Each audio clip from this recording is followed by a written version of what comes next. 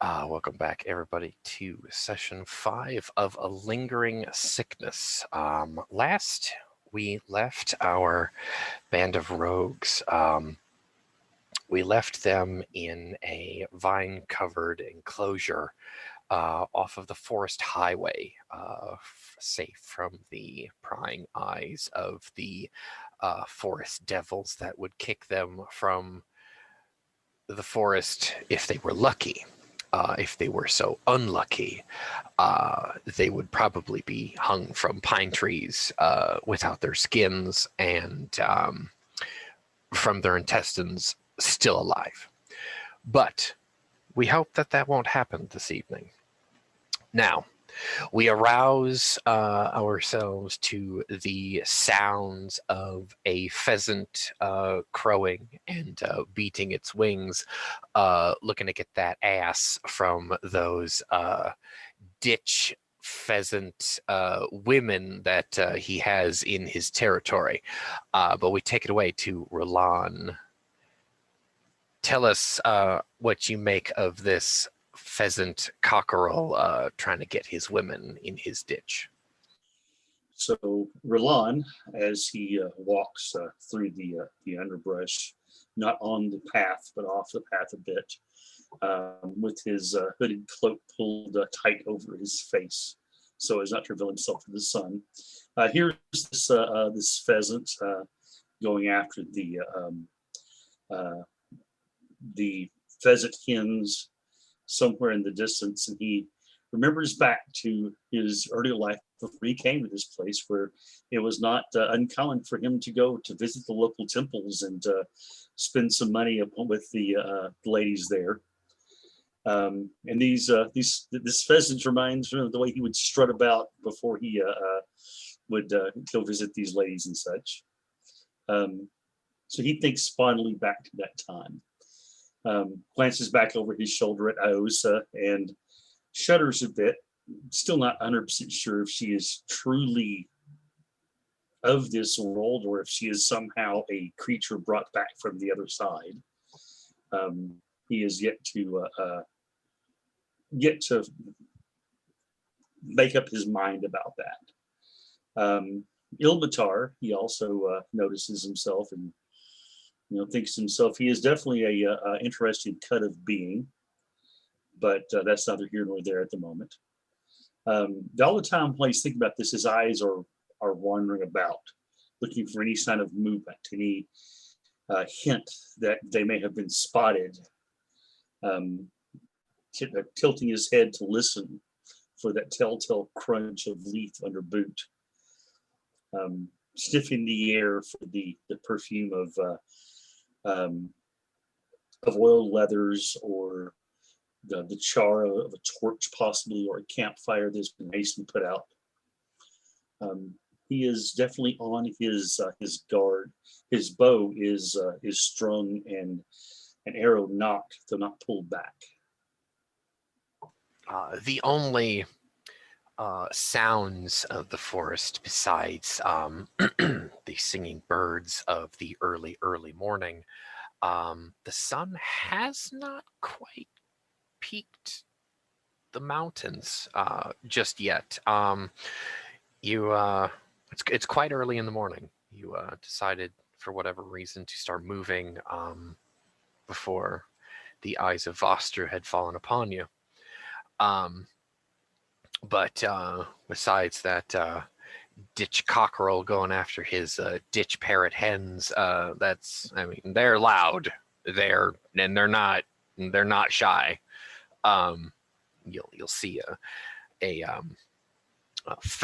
green pheasant tail feather go off through the tall grass there, but the camera pans to Ilmatar, who is bringing up the rear. When these ditch parrots are having their wanton merrymaking, what comes into the heart and the mind of Ilmatar? Please describe your character for us. First thing that goes through his head, honestly, is did Roland find someone with a belly button? Yes, he did. But after kind of looking around for a moment, he sees Roland doesn't have anyone with him. He's gonna be like, God, it's too bloody early, you damn birds. Uh, for the most part, right now, Ilmatar is he's not fully geared up, as it were. He doesn't have most of his armor or whatnot on. He still has a shield and his staff, of course, but most of the armor is actually off as they were relaxing prior to this. As much as he is a person of the sun, he is not a morning person most of the time. And with it being Sacrilege. right, and with it being just before daylight, of course, he's just not altogether with it yet. No, but other than that, most of his thoughts is just on the tasks ahead, getting through the next little bit without being caught, trying to find, the astromancer, trying to get this next part done, trying to get rid of that be damned stone.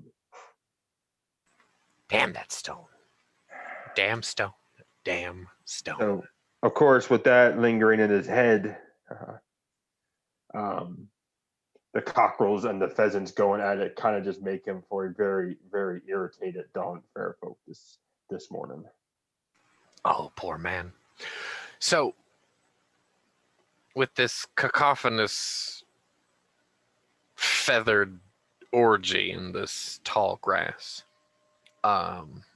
punctuating your time in this woodland, we turn to Iosha. Describe your character for us.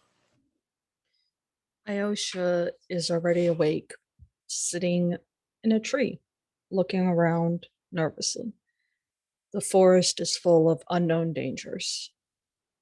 She doesn't know where something may strike from, what may be threatening the group. But she's also up there for another reason, and one that she will not outwardly admit is that she's hoping to catch a glimpse of antlers again. Antlers standing taller than a deer. She wants to see proof once more that her deity is on this realm. And even though she's absolutely terrified of seeing him, part of her wants to.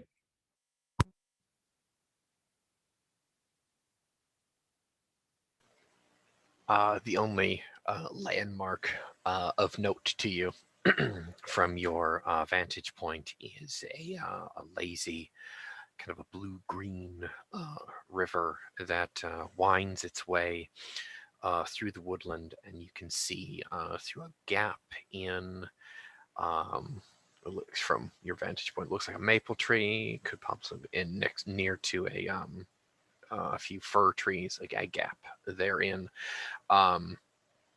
Opens out into a valley, which you'll see the telltale sign of a settlement down there as a column of light gray smoke. But you don't see you don't see any buildings, just simply a smoke trail from possibly a building or a number of buildings. It's not enough to be a burning village, but maybe like a handful of fires. Cooking fires, that. Iosha is going to grab for either a stick or a pine cone, whatever's nearest to her on this branch, and chunk it at the first visible party member she sees to get their attention. You don't have to chuck anything at them. They know you're up there. It's to silently signal to get their attention where the fire is. She's trying not to make any noise to keep from alerting anything in the area. Well, that's up to you. Who you want to throw it at? She's going to throw it at Roland at the back of his head.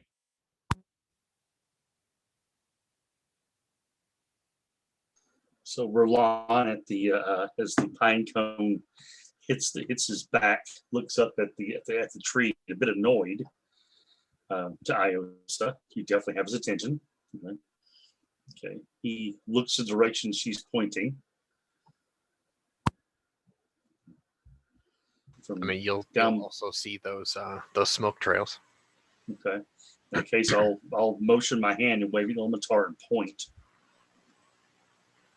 so that he's aware as well. And then back to the base of the tree, sort of gather together. So that Iosa will quietly slink down, more predatory than human-like, and join you. So he'll look at Ilmatar and says, I think it's a settlement, very quietly. Which wouldn't be out of the ordinary. There are a handful of groups of Nemersians that actually live in the unwooded valleys between the larger forests. That they're not vassals of the Dawn Fair folk. They simply, we like these mortals better than everyone else. The Nemersians that live amongst them, I suppose, tend to be a little bit more healthier, more well dressed. No, they're not pets, and it's like I said, well dressed, more educated. Feywise is one of their natural languages, but that's probably a few miles off yet from your vantage point. But we'll say that was the morning scene. But you guys have been on the road for some time now. On the road, shadowing the road more likely than actually traveling along it. Thankfully, the highway is quite quiet. You've spooked a buck here and there, but nothing too out of the ordinary. You find your way down to the Green Way, the Green River that I had described previously, and you're able to fish there. Spend a few hours that afternoon fishing. And this is where we'll turn to Rolan. To Ilmatar as opposed to Rolan. Ilmatar has not visited the Astromancer in some long time. The last time you were able to see the Astromancer in the flesh was when you were a boy. You do know that the Astromancer's lair is along a river. You can likely assume it may be this river or may be another river, but the only other detail is a crag and a cave way. But you also remember that the Astromancer lives in a tower. So should you wish to divulge that information to your party members, that's up to you. The floor is yours, everyone. Are we all fishing? I'm fishing with a spear.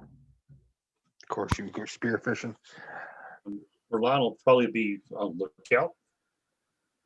So he'll probably find a rock or a low-hanging branch to be up on to keep an eye out. So while you guys do the fishing. Okay. So Ilmatar will quite honestly give this information as like fishing talk. Like he'll cast out, he'll wait, he'll look around, he'll like look up and down the river. And like almost casually, like it was down a river. This river? How many rivers are there? 2. So we have two choices to go down, you're saying. Well, we also need to find a crag or cave system. Oh, But then in a weird, like messed up train of thought, we also need to find a tower. why would there be a tower? Fair point. Astromancer needs to see the sky. We don't ask questions, we just try to figure it out. We could always follow animals. Hey, Roland. He answers by throwing a pine cone at you to acknowledge you. Smiles, winks. Now, children. Hey, Roland. Correct me if I'm wrong here. If we're looking for a cave system, we follow cave bears. Maybe. Maybe not. I mean, if they're nearby, I would assume. But if we want to find caves, we need to find larger hills than these. We're looking for possibly something more mountainous, more rock outcroppings, things like that. At least that's where my people live. Better than my idea. My idea was to And- use fish, bait a cave bear, stab it, and see where it goes. Well, also in my experience, he points toward the river. Where the water flows from generally is closer to cave systems and mountains. So upriver. River is also near people.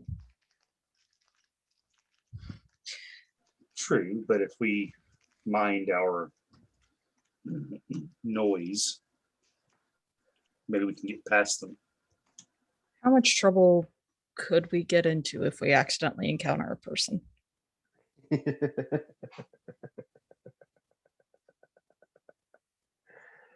You don't want to know the answer to that. So you're saying that if we see a person, it's better to bury them and ask questions later.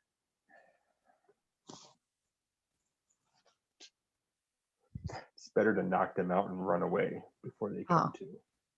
Understood. Don't need any more unneeded bloodshed.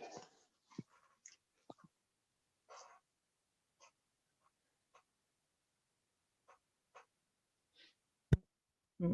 It's true. I've seen several of these settlements with these non-Fey.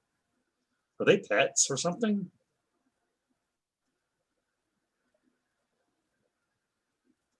As he asked Ilmatar. Or is it like vassal state, vassal people, or what is? They don't seem to be. Are they even aware your people live here? They're tolerated.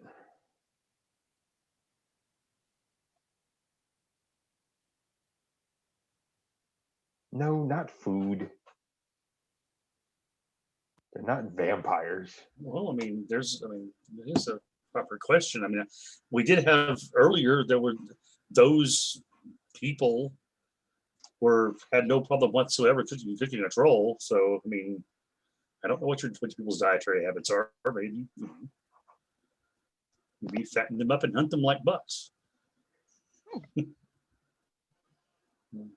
Actually, that would be an interesting hunt, though, because they seem fairly intelligent. Smarter prey. Okay. We're not fattening people up to eat them. Fair enough. So if we follow upriver, we might find people. What is But- our protocol? I think our first task should be to not be seen. If we are seen, then silence the person, not kill them apparently, but render them unconscious.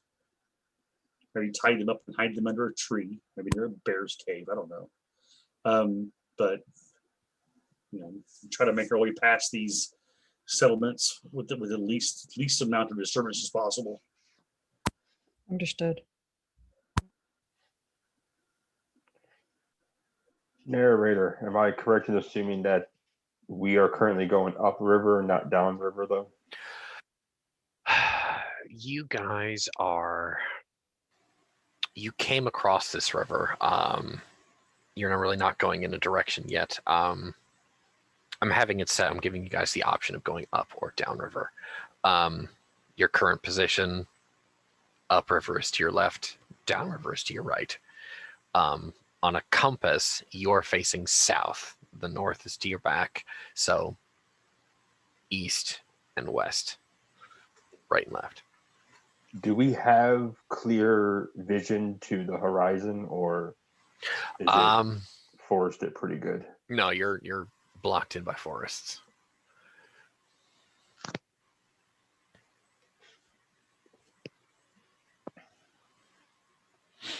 Is this river a broad river, or is it more narrow with rapids and such? Or It's not exactly the Mississippi, but it is very broad. okay, so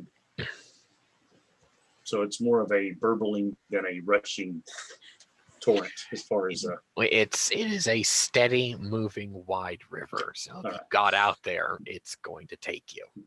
I was just thinking as far as could we hear it if we can't see it was the idea. Oh no. Yeah. I mean, and I think you'd be able to hear it. Yeah, probably. Okay. So if we keep it within earshot, we should be able to reconnect to it fairly easily if we go around villages. I'm thinking. He's saying this to the group, but I think as much as possible we should keep it in sight. And maybe if we do come across a village, Iosa and myself hide ourselves, and if we do need information, Ilmatar himself could possibly go in and ask. He would not seem out of place. But by the same token, he said all of us need to stay out of the way. Yeah, true. But yes, last ditch decision or effort, yes, I will try to go get information. Okay. So I think our task is to head upriver. Once we have food in our bellies. You guys would be traveling east, then east going upriver. All right. How far do you want to go, or simply until you find a landmark of note, I suppose? That would be the assumption is yes, we just go until we either see something that we need to divert or we find something we're looking for. Yes. Okay. There are a handful of waterfalls that kind of like even out your elevation there. So you'll actually need to scale that and continue on. Give me a second here.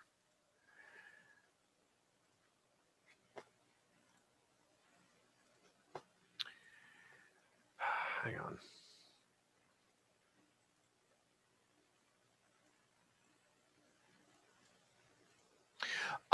There we go.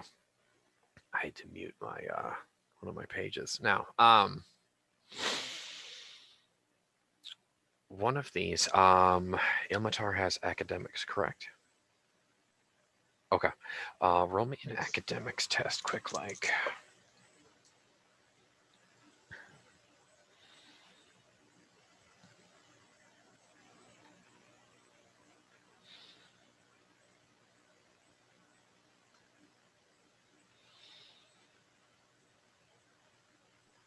$19.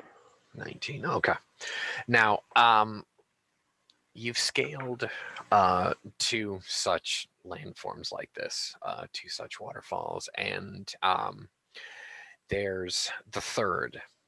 You guys have gone up really several miles at this point. Now we're starting to get into the middle to the late afternoon as the sun is dipping behind the mountains once again. And the moon is starting to peek out just as the light of the day is fading. One of these crags catches your attention, and you are back through your mind into your childhood. You are reminded that the moon has a certain property that will mark a an entrance for you, and when the moon rays comes out, you actually find a silvery rune that almost kind of like almost jumps out and bites you, quite literally. And you're reminded of that crag, that cave system, that cave way that your father and your uncle had taken you to.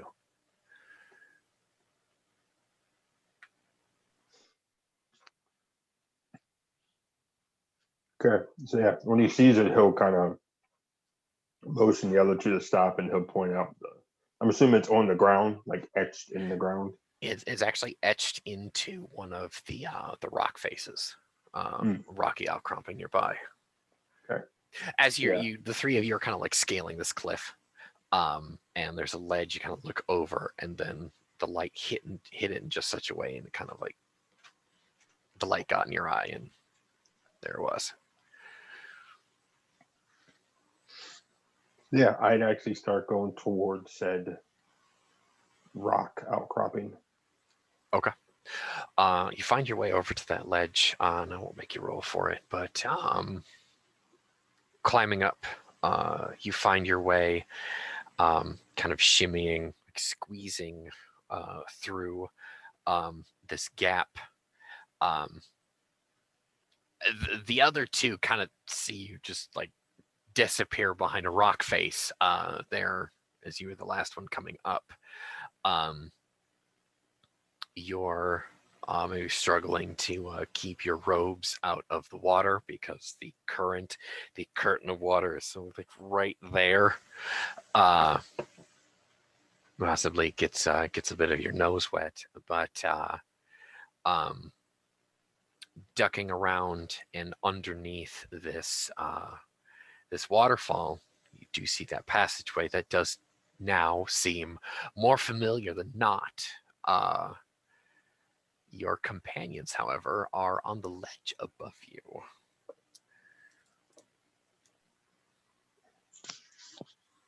As you now realize that your third companion is not behind you, Roland and Iosha. I'll do an awareness test so I can figure out where he was at, or if I see anything odd in that area. That's going to be you are going to be on the ledge above him, so you're not going to be able to see him from here. I'm looking to see if he fell off, or if he's hanging from the ledge. So, like the 15, I probably don't see anything. I'm like, yeah, no, you don't see. Ilmatar, you'll start shimmying back down. See if you can find him. Just, I suppose, just outside the roar of the waterfall there, you probably hear the muffled call of your companions there, Ilmatar. Yeah. Ilmatar would kind of sneak his head back the way he came, and he'll actually whistle up because he knows that the words are going to get muffled, especially trying to go up current with the water. So instead, he'll just give one of those like high pitched bird whistle type of things. I'm not going to make you guys roll for it. That would be pretty obvious and distinct where you guys are at.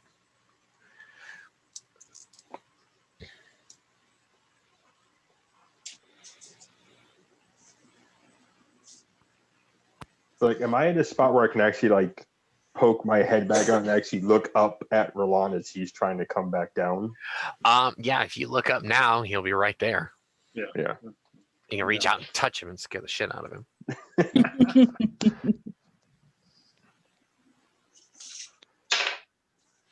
No, he thought about it. Oh, well, I would be shocked if he didn't. Good way of losing a hand. Right. What was that? Yeah. Right.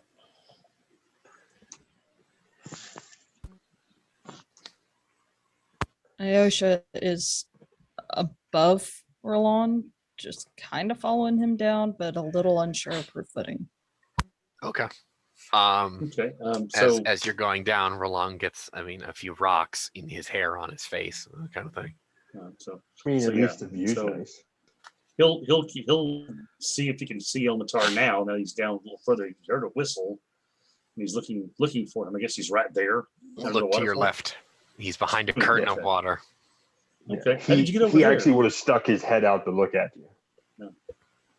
So how did you get there? How did you get back there? Is the rune still visible from where we are? Yeah, you can actually point it out.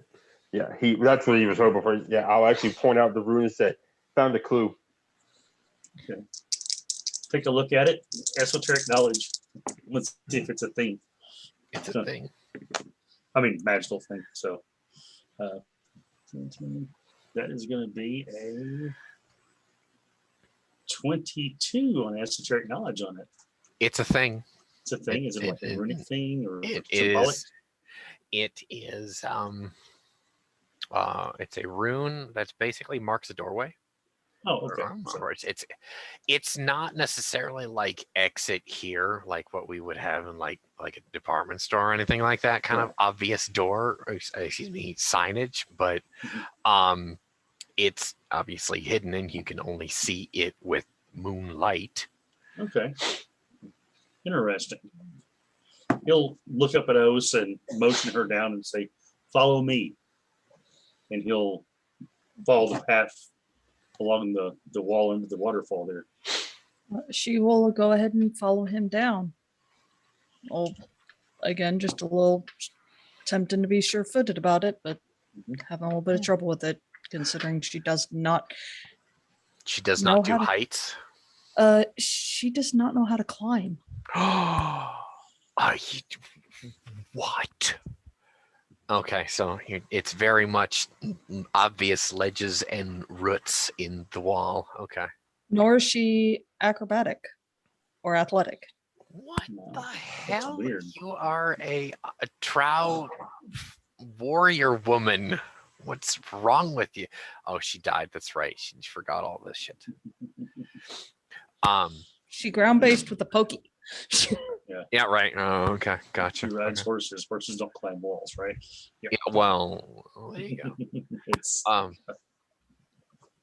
So it'll take some scrambling to do, but you get Okay. on that ledge with your companions, and Ilmatar, you may lead us down this cave, or this what seems to be a cave, this archway. There is, for one possibly odd reason, it's very well lit in here, but there's no torches, no candles. It's almost like the hallway itself is lit by kind of a strange light. Some of the Fae of the party may or may not understand that some portals to the fairy realm are sometimes lit in such a way. However, clearly this is a Seelie portal, if it can be called that. But traveling down this hallway, there are some strange colored mosses, strange fungi, rooted knot systems that are more pleasing to the eye than that would be considered natural, something otherworldly, even for mortal fae such as yourselves. However, what I need from Roland and Ayosha are defense tests. defense tests. Defense test. Ah, joy. All right.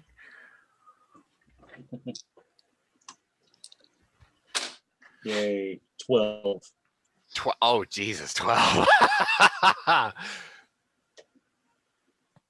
Really? Did Ayosha, honest to God, fucking crit fail again? Throw those dice away and get different ones. We are stopping this session right here, Lynx. I throw them away. Yes. Leave the computer, pick them up, leave the computer, throw them in the trash right now. Dice jail. Dice jail. That Yeah, is 3 Those go in games. dice jail. They're going in the bottom of dice jail. Okay. Yeah, fuck those guys. Come on now. We're not losing any more characters. Ooh, and they get That's my solitary third confinement in the set bottom.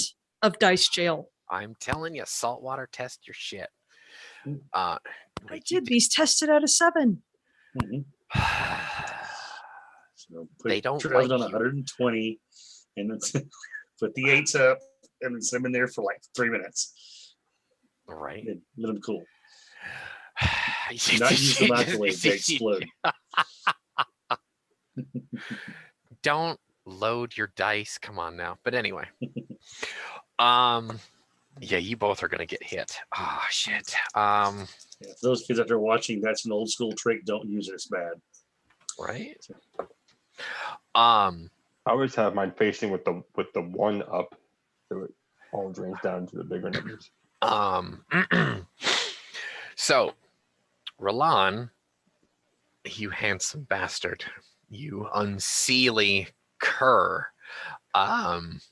you hear a small voice, very small voice, but keep in mind, it's not the size of the dog in the fight, it's the size of the fight in the dog. This small voice, about chin height off of the ground, says, "Ha, take that, cur." And then you have a small, hand-sized individual with wings and a tiny sword cut your nose, like the tip of your nose, for 14 points of vitality damage. Damn. Let me get my damage resist first, but I'm not suppress. We'll discuss that. Well, let's make that instead 8 points of vitality, which is still bad enough. 8 points is still ow. Yeah, damage took my nose off. Oh yeah. Oh yeah. Ah, A really cool scar afterwards, so you can tell lots of stories about that. Yeah. Oh, we're getting to that. The same thing comes to Ayosha, however, but she will take. And why does the dice have to explode on damage? Oh, that's why Rafe is a dick. And he said, "Oh, all dice explode, don't they?" Are we really gonna have her die by sword now too? Okay, no, I would prefer not. my extremely short sword. My extremely short sword. Actually, this small pixie is wielding a spear with deadly purpose with a 15 points of vitality damage, and he is actually like pierced your nose. Like he comes up down through the cartilage and poke out. I need an armor test from you.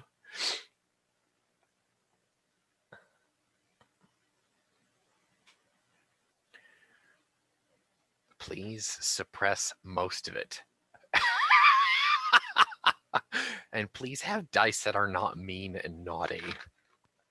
Damage resist 1d8 plus 2. There you go. Roll it. 9. Okay, 15 minus 9. Wait, 6, 7? Yeah, that's you take the difference is how that works. 6, there you go. So you only take 6 points of vitality damage either fucking way. Ow, indeed. So, and Ilmatar, either one of you, I don't care which. Ilmatar does in fact hear these small voices, and you're familiar with these small voices. You know what pixies are. You've seen several. They're just possibly being overly protective of their home, and they're trying to have a go with the tiniest fisticuffs in the world against. Now you pick on some of your own damn size. Well, we'll see about that. I would have interfered, but unfortunately, they kind of came out a little too quick for me to say something. But as soon as both of my partners here get cut, I'm gonna look at both of them and be like, "Are you done?" The I'm gonna look right at him to be like, "Are you done?" the pixie that actually has thoroughly made a handhold on Iosha actually grabs. He what he does is he digs his boot or his tiny boots into her upper lip, holds on to the spear, and he pulls out what would be a buck knife, and he just looks into that fucking hobgoblin eye, and he goes, "An eyelash. Move it. Make my day." Tiny voice, fearless. Oh, With I'm going to me. respond to that. Make mine. I can take the eye. Can we not? An eye for a life. You might You already kill me, lost but yours you'll once. die by bleeding from the rest of us. You have a spear. I have a bigger one. But you can't kill all of us. You want to bet? I swear, it's like I'm not even I talking. came I back to swear. life once. I'll do it again. From me and Feywise, make one more move and the shadow will come for you. Ilmatar just starts walking. He just fucking starts walking. And it was very, very much as a just deadpan. It will come for you. They're they're having a go at you guys. They're just they're not. I get you're small, but quit acting like children. Quit acting like children. There is a well, actually, well, wait, let's see here. Do they deploy the swarm? Yes. So Snuff the light. yeah, I don't know, you can try. Okay. I will. For Um my 2 points and snuff the light. So that's this When if I see a storm coming, it's gonna go dark. Ilmatar just walks away. I say it's this. I'm assuming this is happening like boom, boom. I get stabbed. I see a swarm of fairies. Yeah, I'm gonna go make it dark. That's a reaction. your so what would I spell does not take effect here. Okay. You are not high enough level to affect. Curse and Shadow Feywise then. Okay. And prepare to defend myself. I mean, And Iosha will pull out a spear, look at that swarm, and say, Azeros brought me back once, and he'll do it again if you take me down. May he curse you all. So, poor Ilmatar, you are standing between a swarm of pixies I dressed walk for right through the war. fucking swarm. Yeah, you just I walk fucking right through the fucking swarm. He takes a curtain of metal and wings with him. As I walk by, I say, I swear to God, by the nature gods and the astromancer, you all are going to be the damn death of me. Like hundreds of tiny voices. Why? Wait, what? Where are you going? No, you want to ignore me when I'm trying to help my friend. Why are you going to talk to me now? Why Petulant children you all traveling are. with them? Like Petulant again, children, a lot of you. dozens of them are speaking to at this point. He just petulant children, a lot of you. I'm not. We'll go see the astromancer. He's When not you're having done- visitors. It's important. I don't care. If you're done torturing my friends so we can go do our job, I would appreciate it. Otherwise, continue being the children you want to be. Let's see. Oh, of course that's gonna work. At this point, Ilmatar is acting like they are a brat, and he is Which just they not are. giving them any more attention. Oh yeah, I know. Hundreds of them. But one of the best ways to deal with the brat is to not give them any attention. They hate that. Oh, I know. So now we're kind of at this. I'm assuming you've left the situation. You're not stopped. You're walking.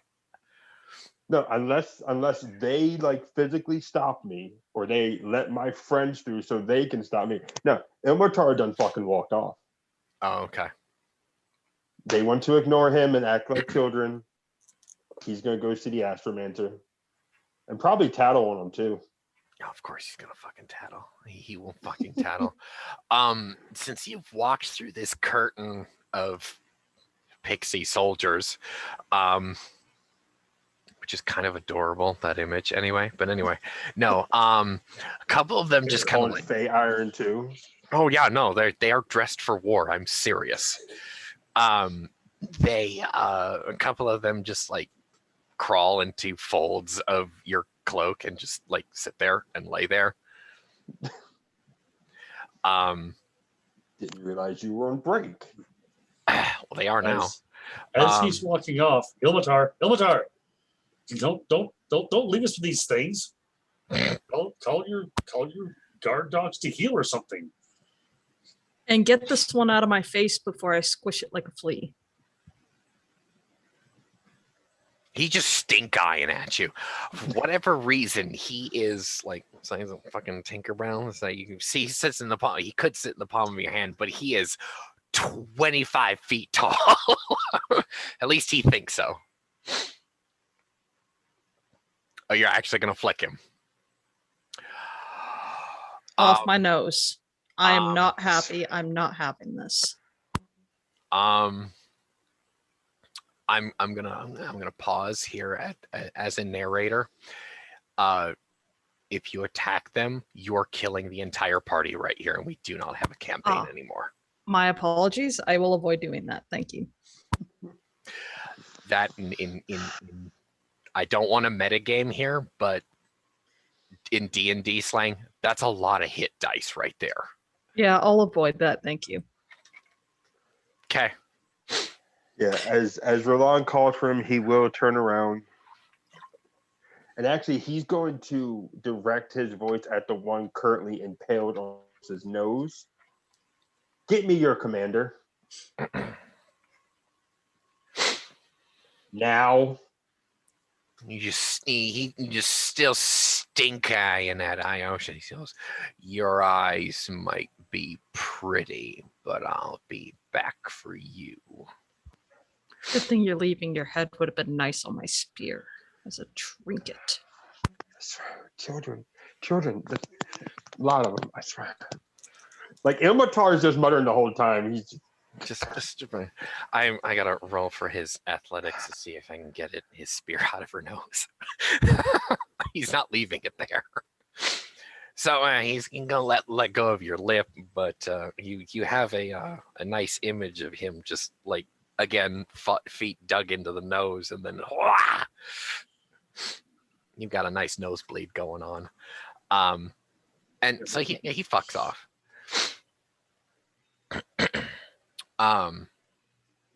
He'll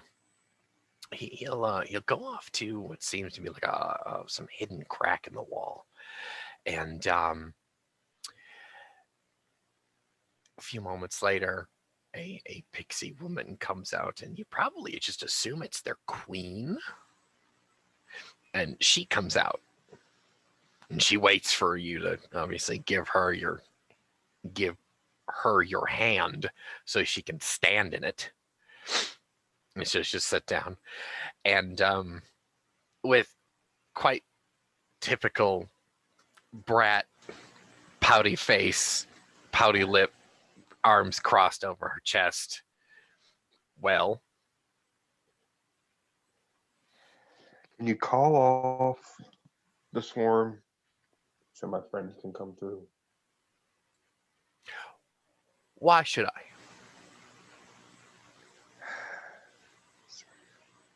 This is why I don't come back for chains upon chains.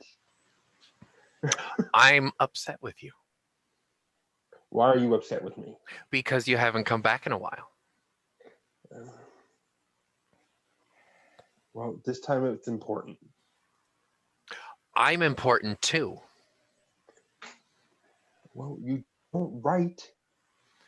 Of course I don't write. Writing is for mortals and it's beneath me. Well, How do I know you miss me if you don't write or let me know this? It is your Obviously, it's job to come back well. You take it up with a with the flutter silent of the monolith. eyelashes, of course. Right, right. You take it up with the silent monolith and with the winter circle. They've been keeping me busy. But I will make it up to you when I can. But for now, we need to see the astromancer. It's important. I suppose. She says something in the Seelie language, but again, they let go. They all, with a flutter, basically a swarm of fluttering wings, kind of melt back into the stone walls. And so the pixie queen is standing there again, pouting at you. She shoots a horrible look of contempt at Roland. She goes, "Why is that one here?" Because he is with me. But why? That one is dabbing at his face right now with a cloth and getting to pull poultice out. You're adorable when you try to pout, just so you know. Hey, Ilmatar, did you bring your girlfriend some flowers or something? You know that's typically what women want, right? She knows she has him coming later. Not even Mhm. skipping a beat. Maybe we're getting some Sheila. chocolate too. Oh, yeah, right. Do we have that? No, we don't have that. Now, That's right. We don't have chocolate yet, do we? So the outrider that I suppose the outrider that has been staring Roland down this whole time, he's for his size, again, even if he is Seelie, the filthy bastards that they are, you have to admit, fearless. I mean, you could swat him and probably break every bone in his body. Fearless. Rolana's going to be blowing at him like he would blow at a fly to get it away from his face. Give me some space. Oh, no, he's stubborn. Just made a couple athletics tests. Oh, yeah, he's pretty stubborn. Despite that armor, yeah, he's pretty stubborn. He gives you a foot of space. Okay, because Roland at that point is going to start dabbing at his face and getting the blood off, and his eyes are crossing because of the pain. It probably went right. I probably broke his nose with the amount of vitality to it. It cut you deep, and these are fairy weapons, so they don't stop bleeding. Yeah, just why he's going to try to start doing it, make it stop bleeding, which is of course going to work. Then he's going to try to use a poultice, which is probably not going to work. It's not going to work. To which he'll say, "You're going to need help with that." He's kind of like he says it with this tone like he's still trying to kind of like motherfuck you, but like do something, I dare you. But he's not necessarily disobeying orders of the queen, but he's very much he wants to fight. He really does. Yeah. Give me a reason. Give me a reason. Come on. You're not sure if it's a joke anymore. That's the issue. It's quite easy to be brave when you have a horde at your back ready to respond. But one, oh, the horde's gone. I'll take you right now. And as soon as I swat you down, they'll return and take me and my friends and kill us with a death of 1,000 cuts. So that's not bravery. That's knavery. So what say you don't come back? I will say, how about this? What say you come back when they're gone? How about that? Ilmatar's gonna look at the queen and just rub his temples. Just let him. Just let him. That's all she says. Come on, Longshanks, let's do this. Yeah.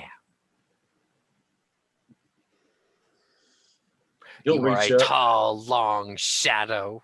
Come He'll on. reach up, unclasp his cloak as if he's going to drop it, Mm. and then swoop it around like a big net. Oh, my god. All right, make an attack roll. This is awesome.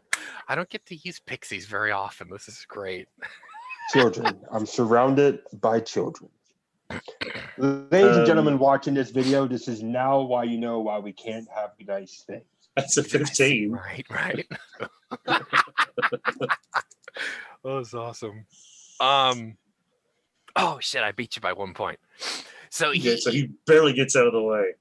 what he'll do is you'll get him, but he'll like scramble out on like the rim of the cloth.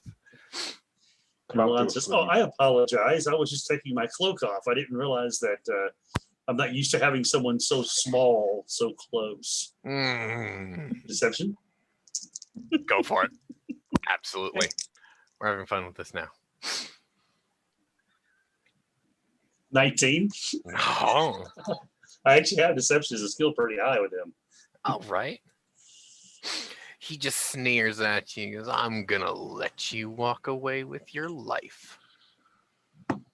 He puts his cloak over his shoulder. He is underground now. So, and he says, "Of course." He's dabbing at his nose, trying to cover up the concern he's having now because it's not stopping. It's not stopping. Why? He walks over to Ilmatar and he says, "What's going on there?" And he looked over to Osh and he sees Osh is also still bleeding. She's not bothering to stop it. She's just letting it go. It's just more blood on the furs. Just bleed. She does, though, however, take the little bit of clean fur because she has washed it recently, and she trims off a little piece. Like you see her look up at the queen, tilt her head, like hold up the edge of that fur armor and just like kind of measure it, and just start ripping and like tearing and like chewing on it to get it to size and rip. And she'll walk up and like stab at it with the spear a few times to pass leather through it and hand it to the queen as a little cloak. You know, the strands of hair are about as long as she is tall. Right. But all right. It's saber-tooth fur though. Well, I suppose. Okay. All right. She's still standing in Ilmatar's palm, if his hand is still out, of course. So you can probably put it in his hand next to her. But she'll smile and she'll go, well, he's busy, she says to Ilmatar. And she kind of like picks up this cloak. She's referring to the Astromancer. These people from across the sea have been very concerning on his mind. We encountered a stone that cut off the influence of the gods. Oh shit, that's going to get her attention. Of course it's going to get her attention. Eyes Like I as said, wide as saucers. It's important. The influence of all the gods. This concerns all of us. Hence, To which important. she says, not Oberon. This is kind of like arced at all of you. Who's Oberon? The king of the fairies. I think this stone is meant to corrupt Oberon himself, now that he thinks about it. and it was in front of us. Oh my god, really, Keith? You're gonna say that? Oh my god. Well, Yeah. it was placed. I know. Well, he's going to explain. It was placed as a tree that is sacred to the Fae. And it was corrupting the tree. Right. No. Therefore, it may be an attempt to do that exact thing. This is an attack on Oberon's person himself. Yeah. Oh shit! Say that to any of the immortal Fae. I dare you. Honest, that he did. He just Maybe- right now. They literally did. That's exactly what he says. Wonderful. Oh, I mean, just fuck you. Just influence how this story's gonna go. Nice. And the Eyes thing, as they wide as stabbed him. saucers. They so she actually like she gets out of his she Leaves my hand. leaves his hand, leaves Ilmatar's hand, and she plasters herself on Roland's face. Just looking into his left eye. Just no. Possibly. It was the stone itself had fell runes carved upon it, and it was placed at the base of a sacred tree. The tree itself was twisted and seemed to be corrupted. So very well, it could be an attack on Oberon himself. She goes, That idea actually just came to me because you mentioned it. They had even tortured Leshens, little Mhm. Leshen children, taking them from this world. Use them as sacrifice. Actually, it's really interesting. All right.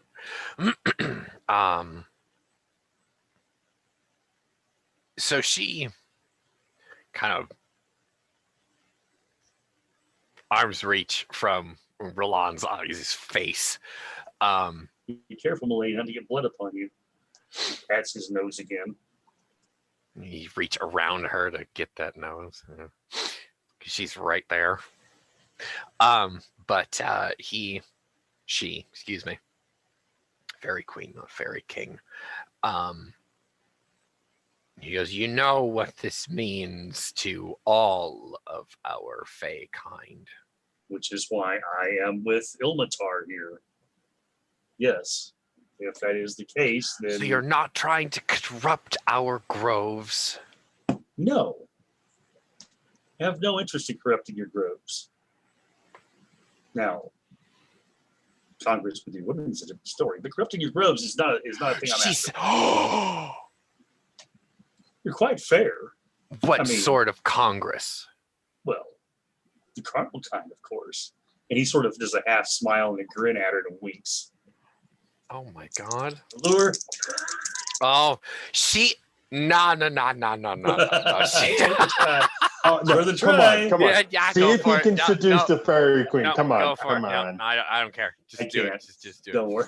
It's a double one. Critical. Is she double one? Oh, Yeah. she's gonna slap you then. She's gonna. It's not gonna really do anything, but she'll like. It's like the bridge of your nose. Ow! Nose is broke. Now it really is broken. You're right. But Yeah, right. But no, she'll let go of you then. She's clearly offended. She's gonna be a haughty Fae queen now, and she ignores Ilmatar now because she has both been ignored by Ilmatar. She has had to call her dogs off once already. She doesn't want to have to call her dogs off again because, well, shit.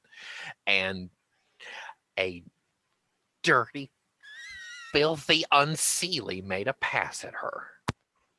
Men are She's been such insulted. bores, aren't they? She have nothing to do with anybody, and she just goes off into the stone wall there and disappears into a crack. Nice Way one, to- Roland. Way to be, way to be, Roland. Come He on. sort of shrugs his shoulders and says, I guess I'm not quite as alluring as I thought I was with my nose broken. He's patting this thing. Will this never stop? Having 3 nostrils doesn't help. I'm just imagining Iosha's just got this stream of blood. Yeah, it's crawling Mhm. down her chest and stuff now. I mean, She needs a and, bib. and Roland's now, he's like, probably has his tissue, or not his tissue, but his handkerchief is probably covered in blood now. And he's like, will this never stop? How? And he's trying everything he has in his pouch that would stop blood. It's not working. She wipes her face, just kind of smearing it, and then wipes it on the armor. Oh, ew. How does one deal with it? Ilmatar, this is your how do you deal with this? Will my end be here in this cave bleeding to death from the stab of a small seedy ruffian? I thought it'd be me who stabbed you first.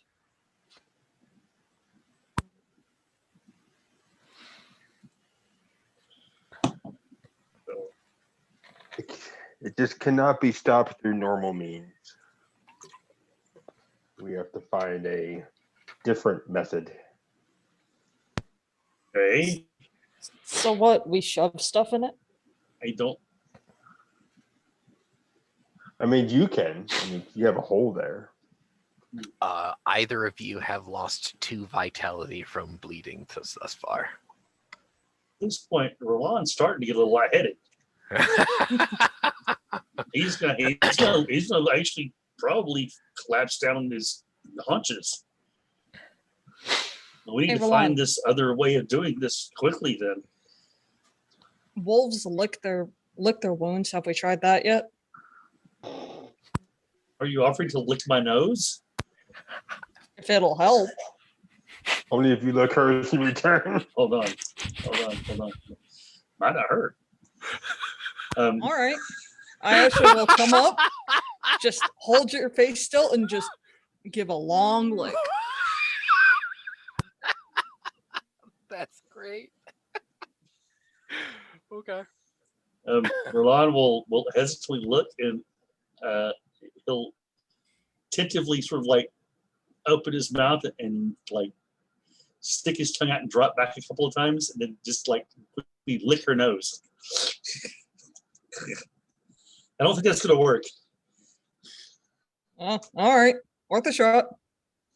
Because I'm sure the blood's still pouring profusely from there. Mhm. What other means could there be to do it? Would that be esoteric knowledge, academics? What would it be This to would know? absolutely be esoteric knowledge. Okay, esoteric knowledge.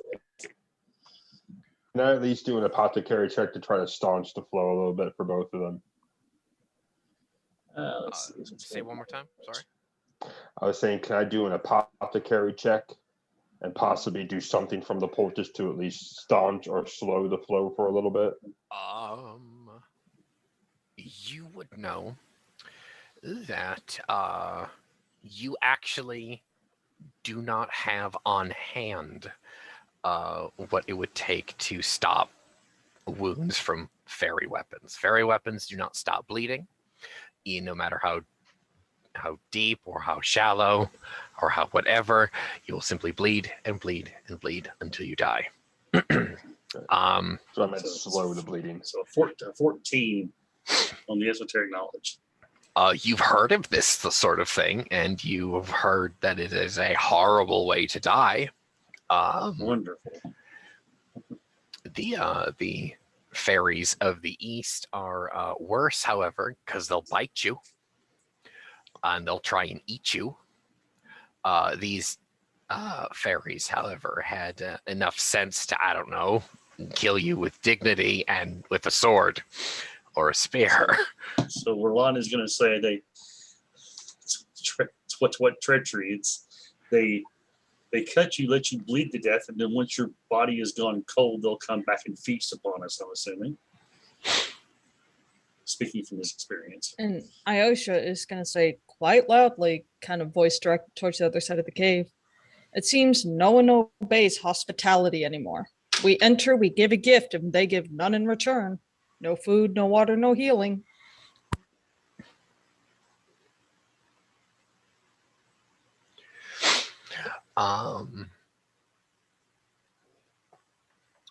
You can use Wild Lore for that, yeah.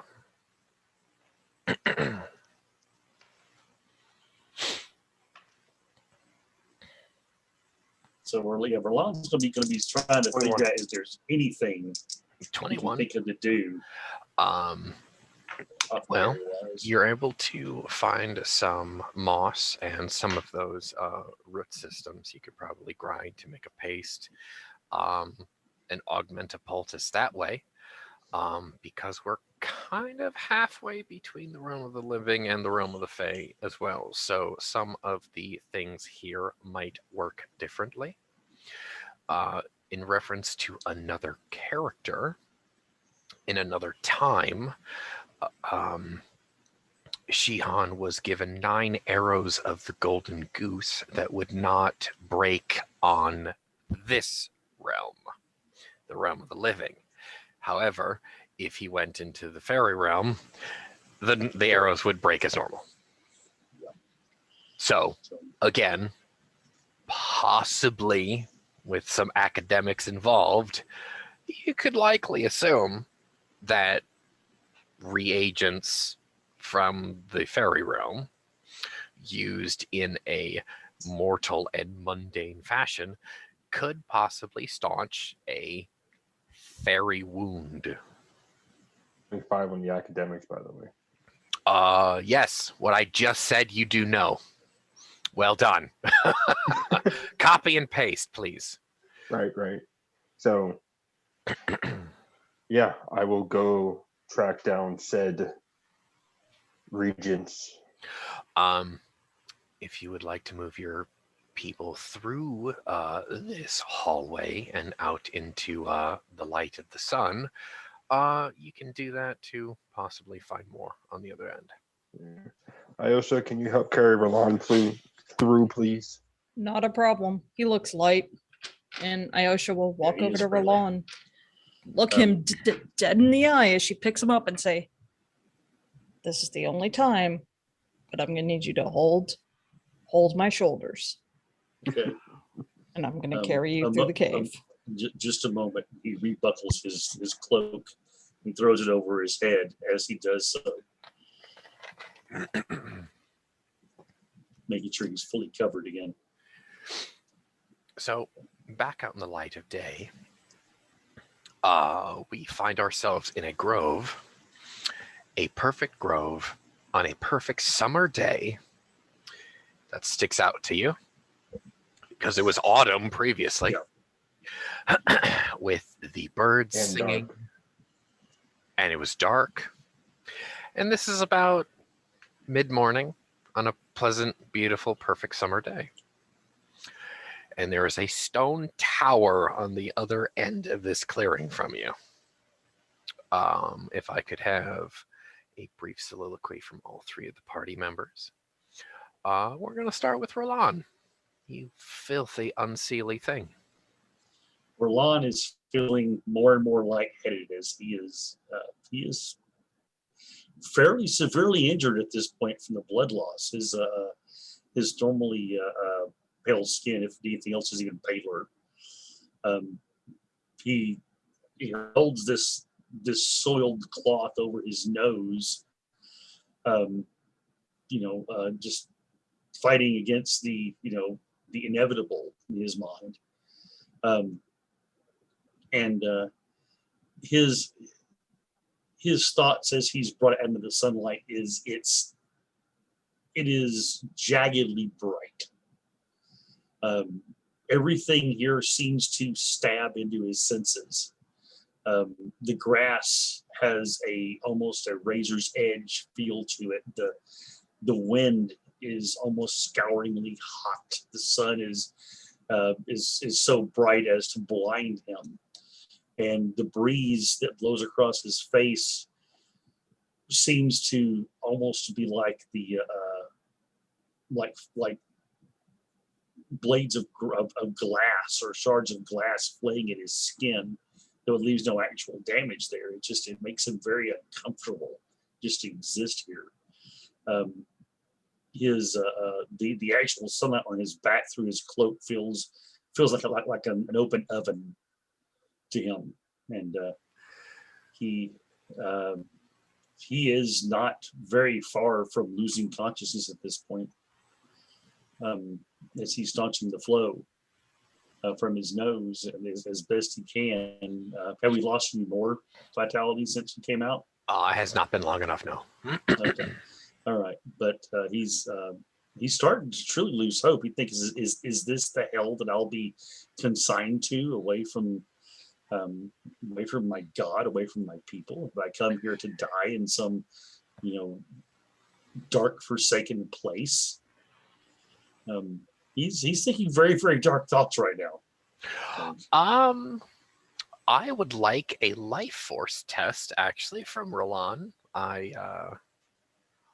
This is probably self-inflicted dark thoughts. Probably quite literally playing havoc on his mind.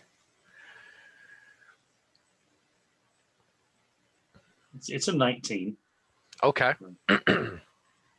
However, in much despair that you are in, you are able to stave off the corruption. But it was pretty bad for a few moments there. You do hear a voice, the voice you know all too well, the masculine voice from the darkness. Utter the words into your mind. I will allow her to look upon your face. Only here. Should you do this in the realm of the living, I will cast you out of my shadow. He probably, to the puzzlement of the rest of the people, the other two here, he just says, as if he's in conversational tone, "Yes, my lord," and throws back his hood and looks up into the stinging, horrible brightness that is the sky. To the rest of you, to translate, he's even paler than what he would be before Virgin Snow, and the golden amber blood that is Fey blood is all over himself, and he's just talking to himself in between here and the realm of the dead. And we go to Ilmatar, as he is currently furiously making medicine. We're watching both of your friends die right now. Take it away, my man. Yeah, no. Ilmatar didn't have much for thought other than, I need this, and I need this, and I need a pinch more of that, and I need a little bit of this. I need an apothecary test from you. I'll give you a +4 bonus here in the fairy realm.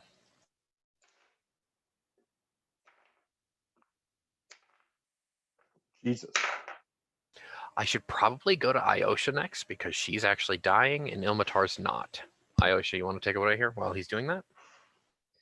Iosha is feeling very weak herself, but is determined to carry Roland through to wherever they need to go. But as she's hearing the conversations go on, she's getting very, very, very concerned, even as her own vision starts to flicker. She doesn't want to lose her own friends, and now she's starting to understand exactly how the other two felt when she got barbecued like a good chicken. And so she puts Roland down and just kind of lays him down gently and turns to Ilmatar, and she doesn't care about not being seen at this point. She doesn't care about them supposed to be hiding, and she yells over to him, "Hurry up. By the gods, hurry up." In your delusion state, this is just Iosha seeing this. However real it may or may not be, it is up to her. Roll for disbelief. I'm kidding. I'm sorry. Levity in a time of tension. There is a powerful figure standing over you. He's clearly male. As a face that is obscured by a mask of bark. It doesn't have a mouth, just two dark eyes that seem like they're like weeping some sap, and it's got antlers. You know this visage to be the visage of Azeroth standing over you. And just looking down at you from behind this mask. It's impossible to know the expression, but with the bare big toe of his right foot. Just nudges you in the hip. And you hear this rasping tone from beyond the grave, beyond this realm. Get up. You are too weak to die here in the fairy realm. There are more trees for you to plant for me. And this nudging becomes a kick. Thud in the ribs, and we see her jerk. Yes. Up with you. Yes, my lord. Yes, sir. I will plant all the trees in your name.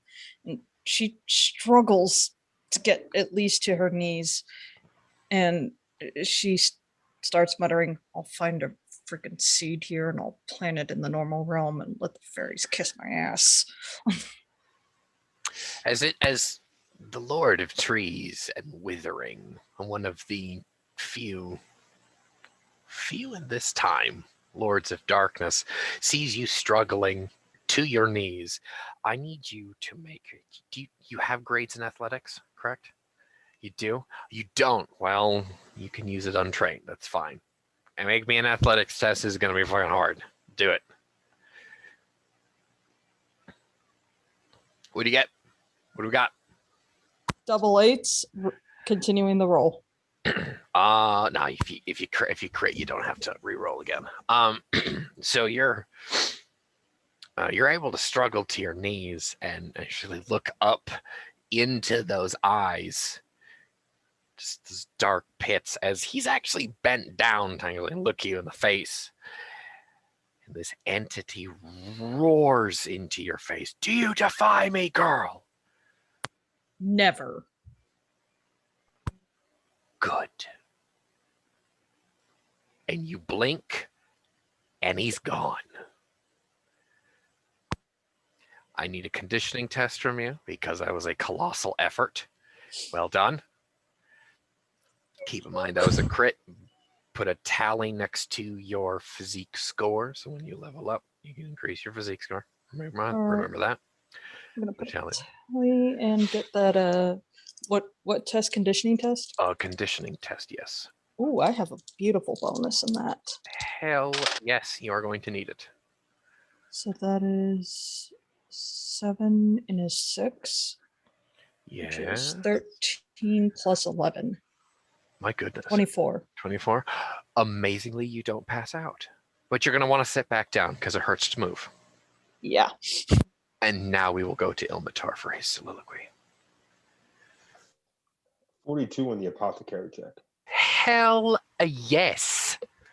Damn thing exploded 3 times. Well done. I'm gonna need a nice long scene for you to narrate how you're going to patch these poor dead fellows up. Bring them back from the dead, Ilmatar. Why are my teammates always trying to die on me? Yep. And why do you have brats who are the size of I know, right? Why? Brat Queen and my people and my friends trying to die. Ladies and gentlemen watching this is once again why I cannot have nice things. I am not a thirst trap. I am a snuggle opportunity.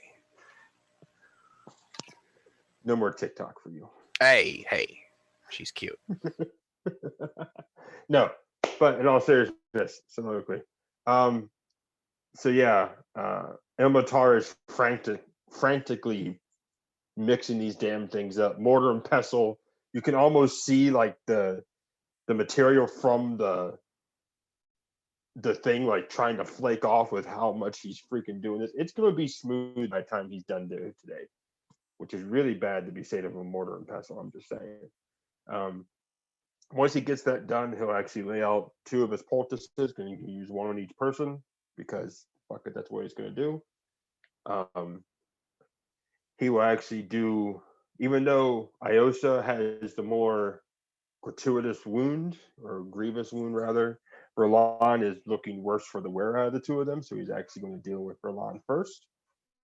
And he will actually see him peel back the handkerchief. He will take the poultice, rub it on his nose, rub it on the wound, pack it in nice and tight. He probably had the nose about twice the size he normally would because of all the packing on there and making sure it's going to stay put. He doesn't look very attractive right now. Let's put it that way. But yeah, he's going to make sure that's there. He's going to like triple check it, make sure there's no blood seeping out. Nothing's coming out through his nose. It's not trying to leak out somewhere else because let's be honest, they're brats. They would do that to us. But as soon as he has Roland done, he'll actually lay Roland down. Make sure his cloak is underneath his head and over top his face because sun, bright, right in the eyes. Ow, don't want that anymore. Right? Yes, they are. And then he will go to Iosa. He'll kind of clean her up the best he can because he has clean cloths and everything and get her face all prettied up again. And then he'll kind of do the same thing. He'll make sure he actually gets the poultice like into the wound, which for her might actually be a through and through because she looks like this right now. But he will do the same thing he did with Roland. He'll actually pack it in, pack it around, make sure there's no seepage. And then once he has her done, yeah, she's got a bone in the nose. Yep. She's just like that. Which actually, just to like hold it there, he actually might like almost stick like a stick in there just so it like stops coming out. Of course, sterilized, of course, but yeah, re-piercing currency in the face. There you go. Yeah. We don't want it. It's free, but you don't want to suffer the aftercare. I'm just saying. Oh. All right, continue. My apologies. Yeah. So no. Yeah, no, actually, yeah, Fiosa would actually offer up one of the bones from the saber tooth. He'll use that. He'll get that all packed in there, make sure she's okay otherwise. Make sure his two friends aren't going to die. And then after that, he's probably going to sit and just take a breath because he did not breathe through that entire ordeal, figuratively speaking. So we reconvene on a couple of rocks in a perfect summer glade somewhere in the reaches of unknowable Oberon, the fairy realm. Congratulations. You are now on the rim of the world, and you guys don't know it. But this looms over the top of you, the stone tower. The floor is yours. So in his weakened state, Roland he sort of feels this odd sensation of his nose not bleeding now. And he knows better than to mess with it because you don't mess with poultices. He looks over to Ilmatar and says, "There's a tower. Is that it?" Or so, "There's a tower. Is that it?"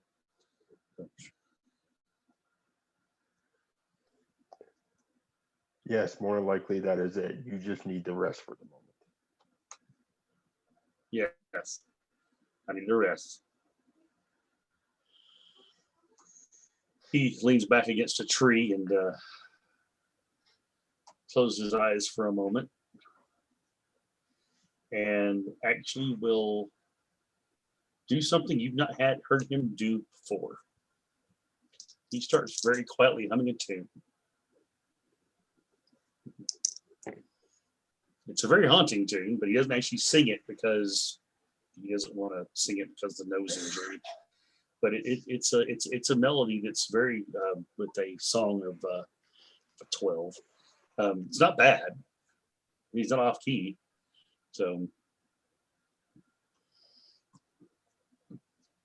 thank you. Ilmatar. What kind of trees grow around here? I'm not familiar with them. Narrator. You're at liberty to take over here. Is this going to be one of those better answer, shorter list type of ideals? Probably.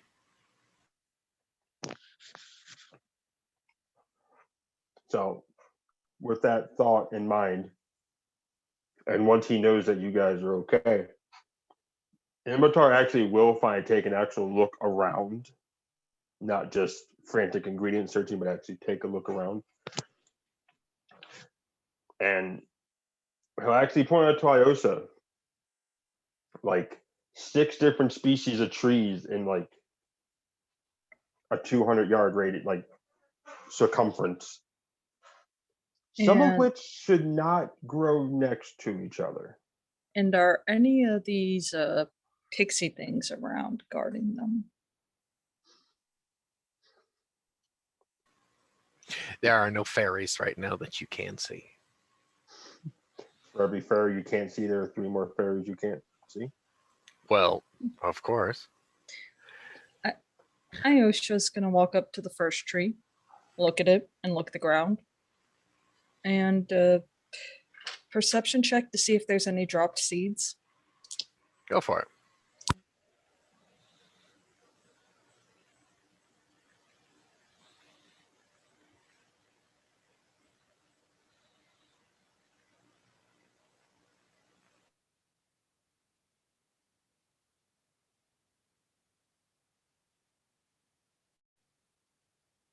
$23.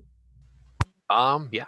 You are standing at the foot of a maple tree. There's a birch to your left. A few more species there. It's pretty lousy with dropped seeds here. So not many. Well, lousy with them. There's quite a few. Oh. In that case, she's gonna start picking up the dropped seeds, just putting them into a pouch. Fill your pockets. Yeah, she's filling every pocket with these types of with these seeds, laughing maniacally in a very nasally tone because her nose is broken and packed. There you go. Well done. But your attention is called, Ilmatar. Your attention is called to the doorway of this tower. Great wooden archway. Again, lousy with the script of Feywise here. The sense of urgency and even that sickening feeling of that accursed henge in the swamp. It's far, far away from here, but something still pulls at your heartstrings. It needs to be dealt with.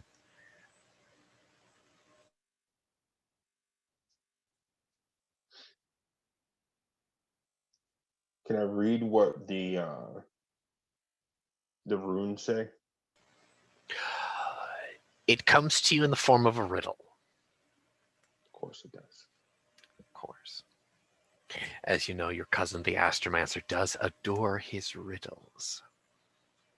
An eccentric amongst eccentrics, the first riddle reads, "Turn us on our backs and open our guts. You will be the wisest of men, but at first a fool."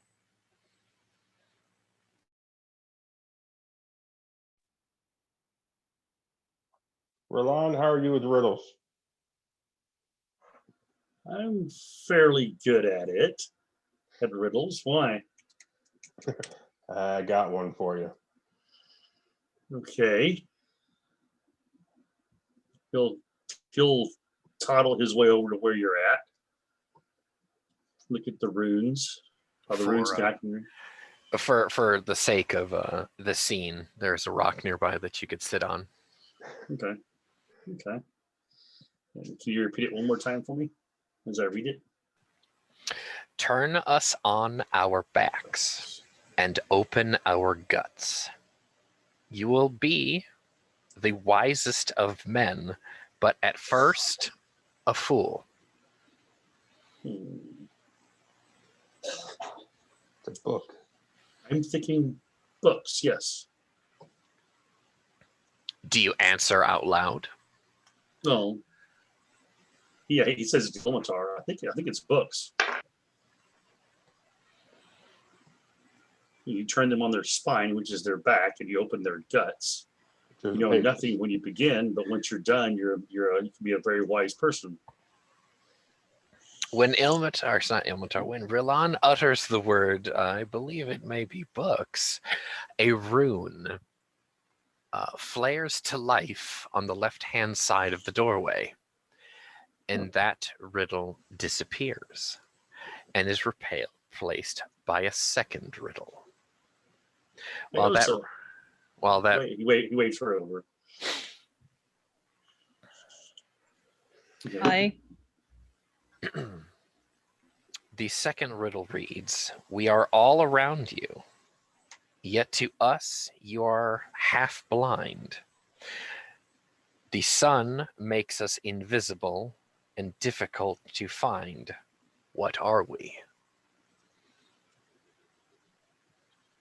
What? Can you repeat Here.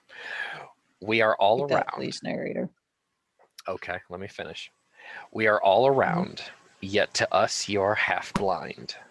The sun makes us invisible and difficult to find. What are we? Ayosha's gonna think about it for a second.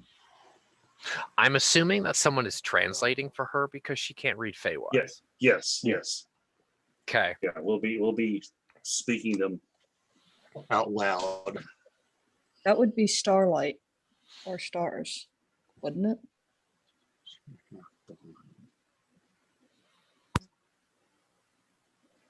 The answer Because- must be unanimous. Because the sunlight, you Shadow. can't see them in the sign. You can't see them in the sun, and we can't see all of them.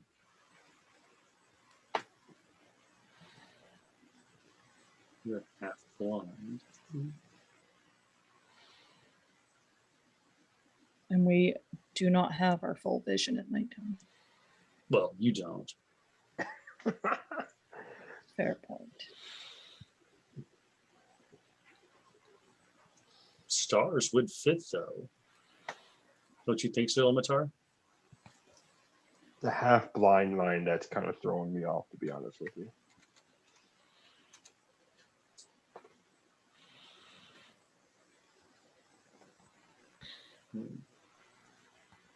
Well, half blind is it's most of you cannot see very well at night. It does make it more difficult to appear to be half blind, but and Ayosha did mention that not all the stars are visible at all the times. So there are different times of the year when different stars appear.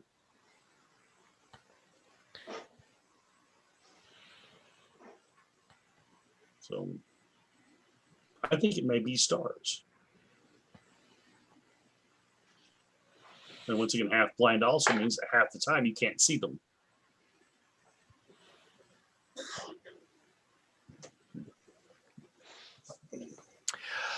Or With- with stars. With the answer of stars, that riddle disappears and a second rune flares to life. And this riddle is replaced by a third, which reads, if you have me, you want to share me. If you share me, you haven't got me. What am I? A secret. Yes. With the answer of Secret. secret, a Yes. third rune appears and flares to life, replaced by a fourth. Unfortunately, I got that one as soon as he started saying it. I Mhm. heard that one before.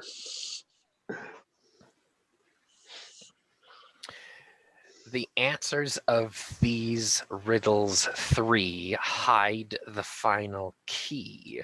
Within these walls, you will find all of these.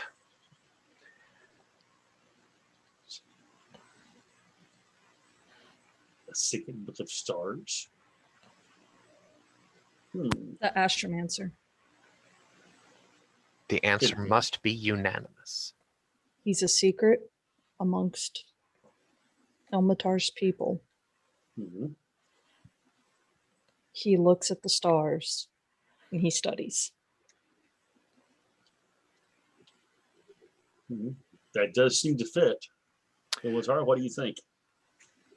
He would have just enough hubris to toss himself into a riddle too. Mhm. Could be.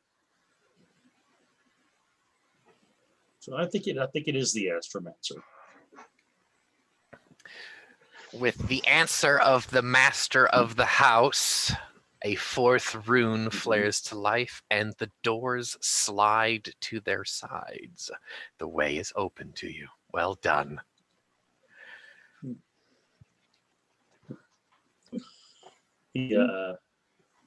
Roland will lever himself up off the ground with his unstrung bow, using it somewhat as a walking stick to help him balance. We'll say, Ilmatar, lead the way. This is the home of your sovereign. And also, if there's any more of those little flying guardians, we'll encounter them first. Right. Which, do I have any of those left in my cloak, or do they all bugger off? They all buggered off when Okay. their queen told them to bugger off. Okay.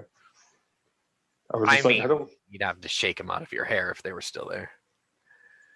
Well, you said it like went into the cloak and stuff, and that they were still sleeping in the cloak. Right? Yeah. No, not anymore. Okay. Yeah, Ilmatar will take point and walk through the entryway. You find yourself in what seems to be, despite how fanciful and grandiose the front door was, the front room of this lair is quite meek and sparse and very modest. If you did not know whom you were going to see and did not realize where you were, you might mistake yourself in the abode of some country hedge wizard or some witch that lives off in the middle of nowhere. Along one wall, there is a countertop, and above this countertop, nailed to the wall, are bunches of hanging dried herbs and such. Some tables nearby have scrolls and what would be primitive books after an ancient fashion. A species of writing table with writing utensils upon it in many different forms therein. There's a spiral staircase up to the second level, but here the fireplace is lit, which burns with a blue-green witch fire. Maybe a little unsettling at first, but there still gives off a very pleasant heat. Now, specifically for the fae of the party, both seelie and unseelie, it does not matter what court that you belong to, you both feel comfortable, wanted, and welcome here. So maybe perhaps an unaligned fae court herein. Roland shakes off the feeling of being in a very unhospitable place and actually will take a deep breath and somewhat sigh as if finally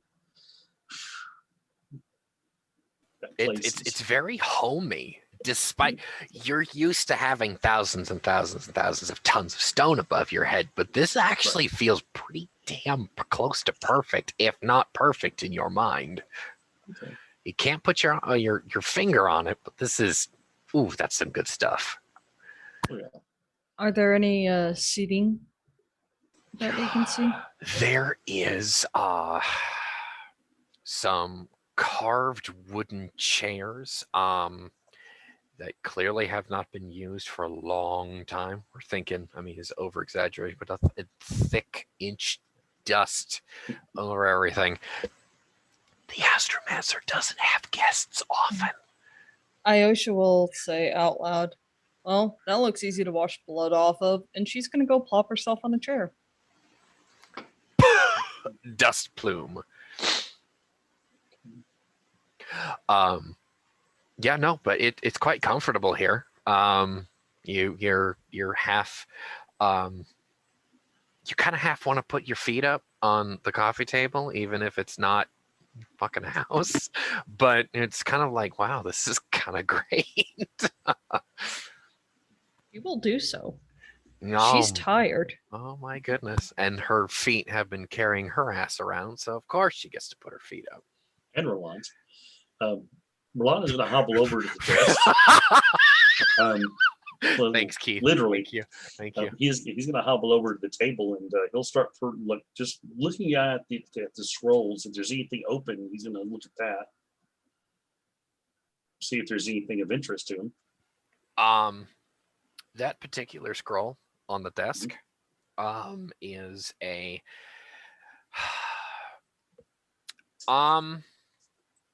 I shouldn't say, but I want to. What languages can he read? He can read. Let's see. I was going to take a nap. Read? Fantastic. Okay, cool. He can read Feywise and Shadow Feywise, actually. At least a portion of it is in Shadow Feywise. It's one of the more ancient languages. Okay. It is a lineage that goes back tens of thousands of cycles of dragons. Ooh, interesting. There's some individuals on there that you've never even heard of. Those names he is going to try to submit those to memory, or commit those to memory. He'll be very interested in this. Does Ayosha snore at all? Oh yes. Is it obnoxious snoring, or is it like with an injured nose? With an injured nose, it's pretty Yeah, loud.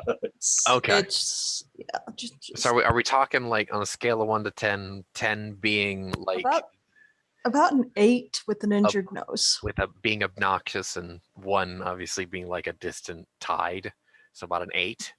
With an injured nose, oh yeah. Oh, okay. Oh yeah. So she's sawing Z's.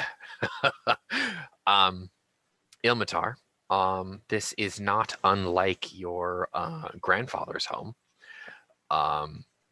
You are probably thrown back a few thousand cycles back into your boyhood of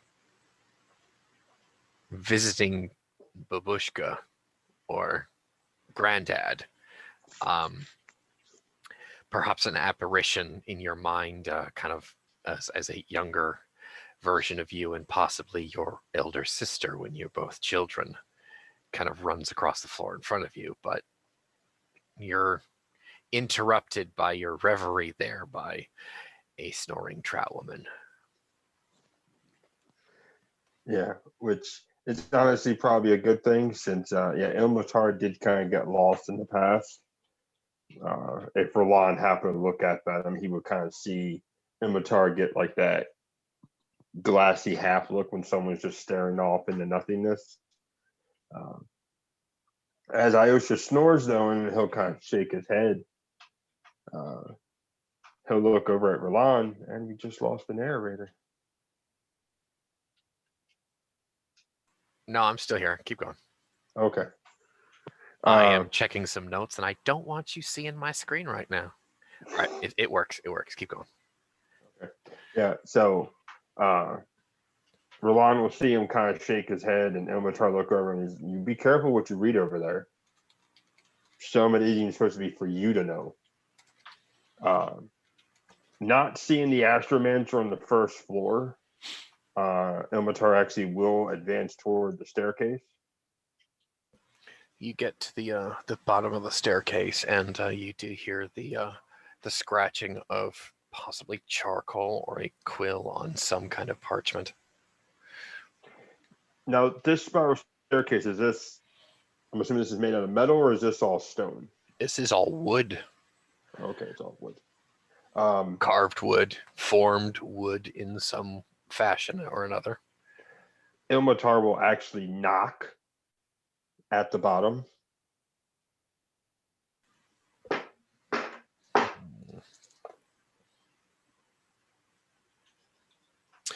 Do not hear a reply. He's gonna make me walk up there, isn't he? Priory knows we're here, but he's gonna make it difficult. Roland, I'm going upstairs. Okay, I'll be fine here, and don't worry, I'll be careful not to read too much. Yep. As And Roland stumbles upon a book of curses and dread magic. oh, God. That he is going to slide to the side because he knows dread magic can be very, very bad. That will fuck you up. Yes. That will fuck you in half. He knows No. there are certain languages that even read can cause great harm.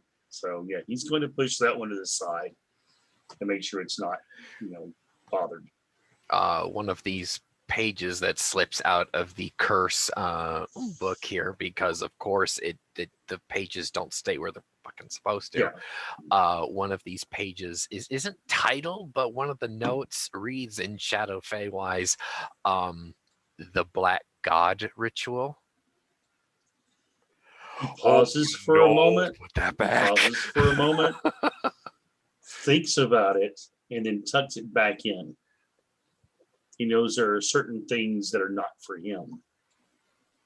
So, but he does look up into the corner where the light doesn't quite shine all the way, and he says, "I hope you don't expect me to read that. That's probably a secret you already know." And he'll go and start perusing other stuff instead. One book that does stick out to you is an enormous grimoire that is titled "The Noble Dead." That he'll take a look at it and open it up and actually look and see if there's. He'll look at the title page first and see if there's like what. If there's an index, maybe even. It makes a brief note on the index is a listing of unholy bloodlines in the realm of the dead. Okay, that sounds interesting. He may actually know some of these people. He'll sort of glance through it, leaf through it, see if there's any names he recognizes or anything. Okay. Does Ilmatar actually go upstairs? As you go upstairs, the modestness kind of melts away to something a little bit more extravagant. However, still unkempt in a very dusty cobweb type fashion here. There is, however, another Dawn Fairfolk in this room with you. You do know that this individual is not the Astromancer because he does not have a beard. Clearly, he is a sub 10,000 cycle old Dawn Fairfolk like yourself. He does not have his beard yet. And he's scratching some notes, and then when this individual looks up at you, and he just kind of cocks a coal black eyebrow at you, and he's got, because he's been working with charcoal, he's got stained fingers and his fingertips, and he kind of like runs them through his hair, so he's got like 3 black streaks, like marks on his forehead right there, and he goes, damn, and wipes them on his robe as he stands. Good morning. What can I do for you? I am the Astromancer's assistant, Clearly, you are able to get past the riddles, so you are not unknowledgeable. Well, we came to see the Astromancer. Do you know where he is? He just kind of looks at the ceiling. Above him as the spiral staircase from the other side of the room goes up farther. He is within. Is he busy? Well, he is always busy. But I will tell him that you've arrived. Thank you. It is of urgent importance. You are the one known as Ilmatar, correct? I sense that you have companions. One is taking a nap, and the other one is occupying himself and not getting in trouble. One of which is Unseelie. Yes. And the other is a hobgoblin. His eyes go a little bit wider. Strange guests, indeed. Strange times. He'll give you a very curt bow, very brief, and then he'll go ascend to the third tier. Make yourself comfortable here.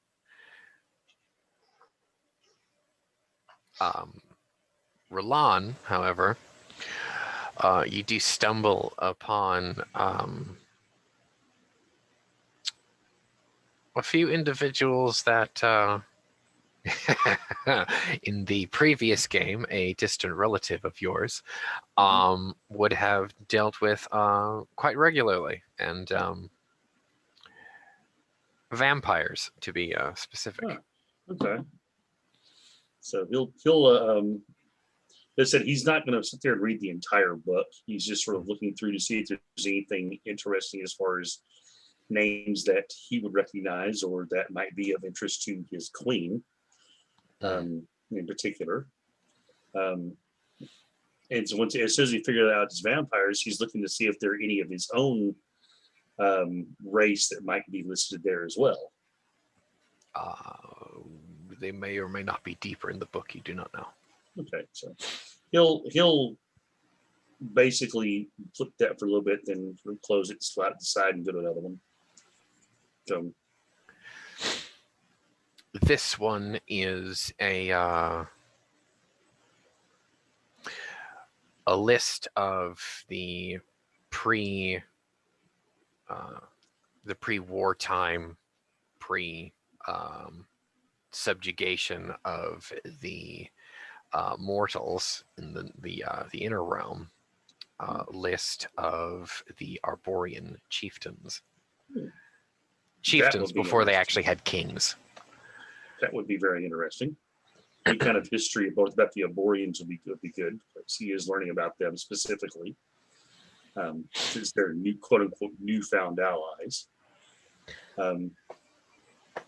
He's actually going to be. He'll look at that. He'll sort of set that aside to peruse in a moment. He's actually looking to see if there's anything in there about maybe the Dawn Fairfolk and their hierarchy or their leadership listed anywhere. Apparently this book is actually in sections. The Arborians are the first section, the Dawn Fairfolk are the next, and then it goes into the Immortal Fae at the back. Okay. The Dawn Fairfolk, you understand that in their hierarchy there is a high king. They don't have, well,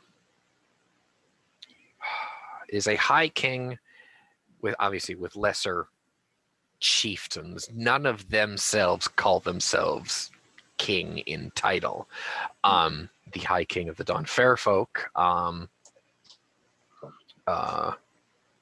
currently sits on the throne, and the Astromancer is actually the king's elder sibling. Ooh, that's interesting information. As it turns out, the king is the middle sibling. They both have a younger sister, and she is a princess. and the Astromancer is the firstborn of his people.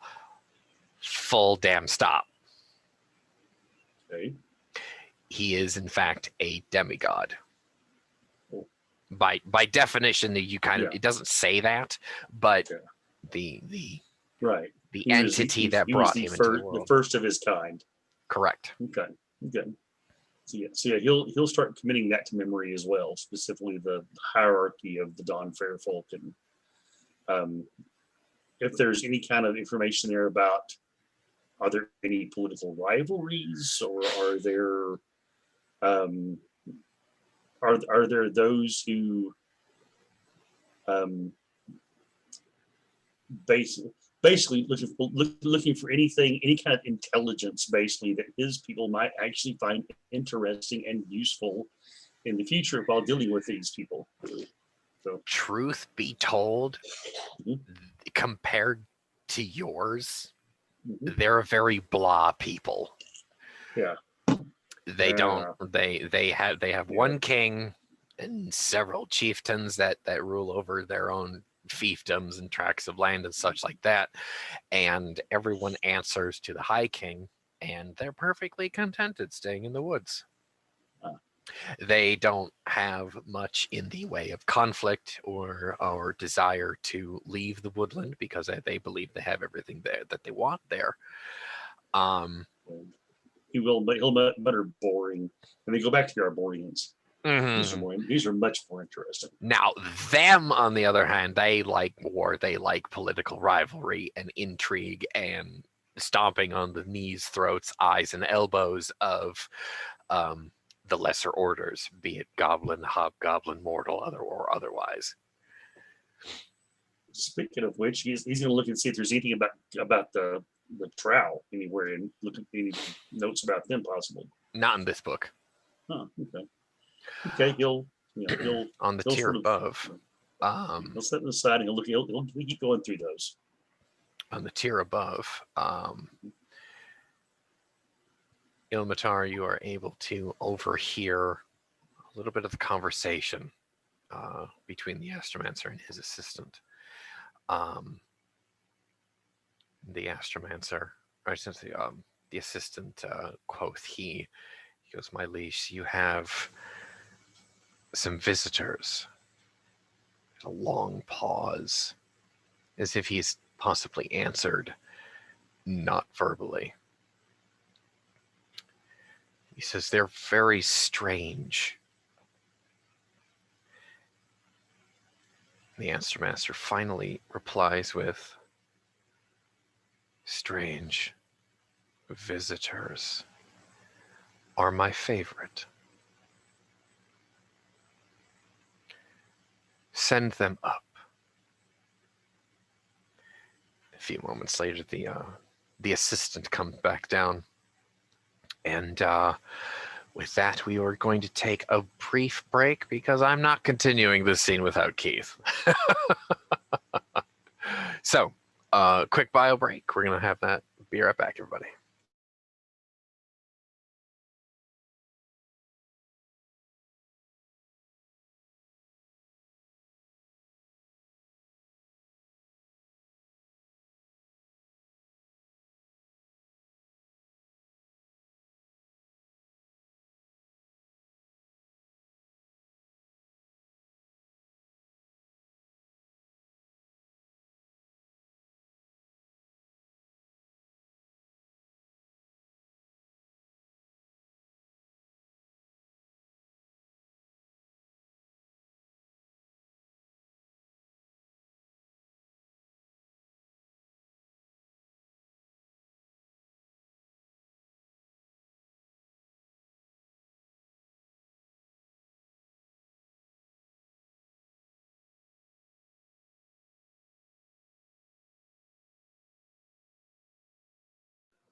Did we lose them?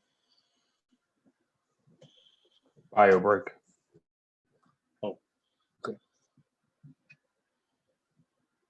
Oh, okay. He didn't want to continue without you. Oh, I was just like going to be gone for just a second. So, Hey guys.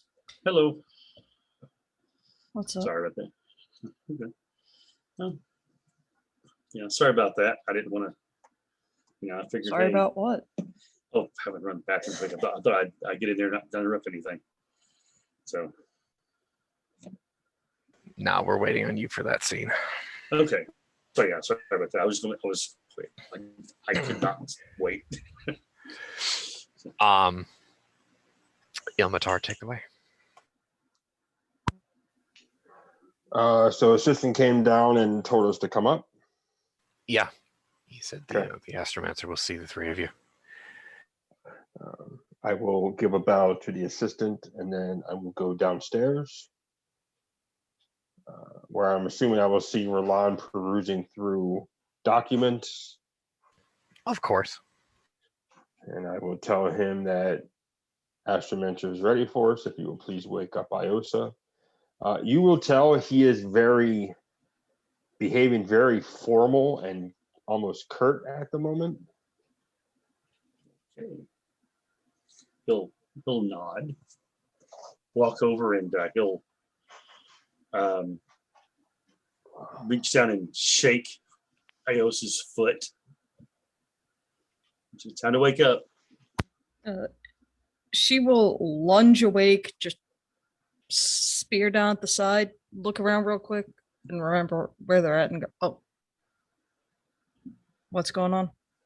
We've been summoned upstairs. Ah. Quickly put a thong on the spear and strap it over her shoulder. All right. Does he look anything like our good friend here who saved our life? And was I supposed to bring a gift? I have a feeling that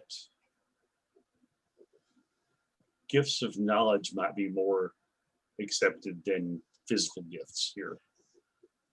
All right, let's try this. Which, as when Iosa said, "Does he look anything like our friend here?" Ilmatar is going to kind of smirk, but he looks a little weird. He's got a beard. A beard. Man of taste.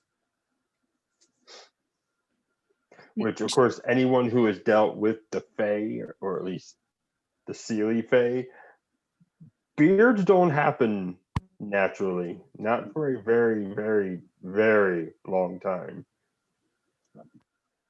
In her mind, she's trying to picture Ilmatar with a beard, and she's just shaking her head. It means he is quite wise, from what I understand. Right. Also, be very polite. Of course, we're in another person's home. Yes. I mean, it's much like our own home, but we still be polite to the homeowner. You don't just take things from a homeowner without asking. Of course not. Be very polite to one who is the first of his kind.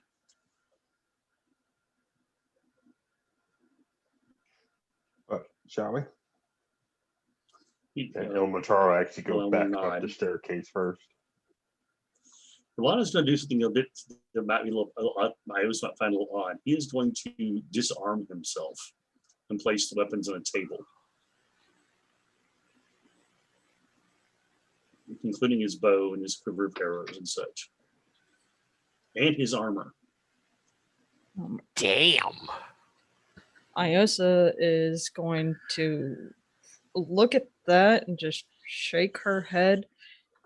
And she's going to try to puff up and like scrape off the crusted blood and try to look nice. Put on the hood that has the fangs on it and like try to look her best in these cobbled together leathers of saber cat fur. Note, he's also going to leave his mask there too. Oh. That's a big deal for him. So, Oh, shit. All so right. probably for the first time ever, you actually see his full face. Damn. You know, if I knew you had looked like that, Roland. Oh yeah, he's pretty. He's quite pretty.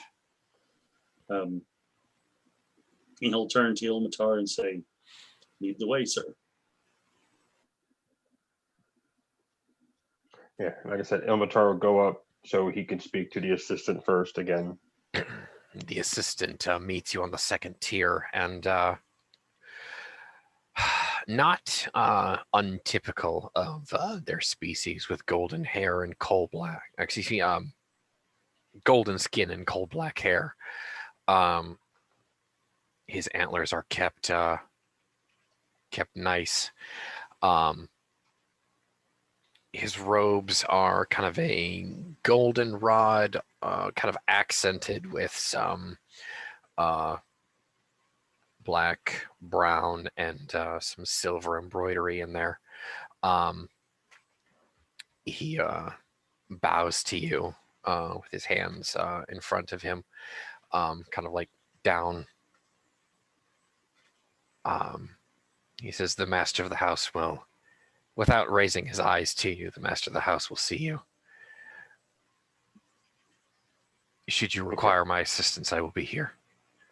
What is your name? Elanthil. Thank you, Amanto. And with that, unless Iosa or Roland say anything to him, he will go up the second staircase.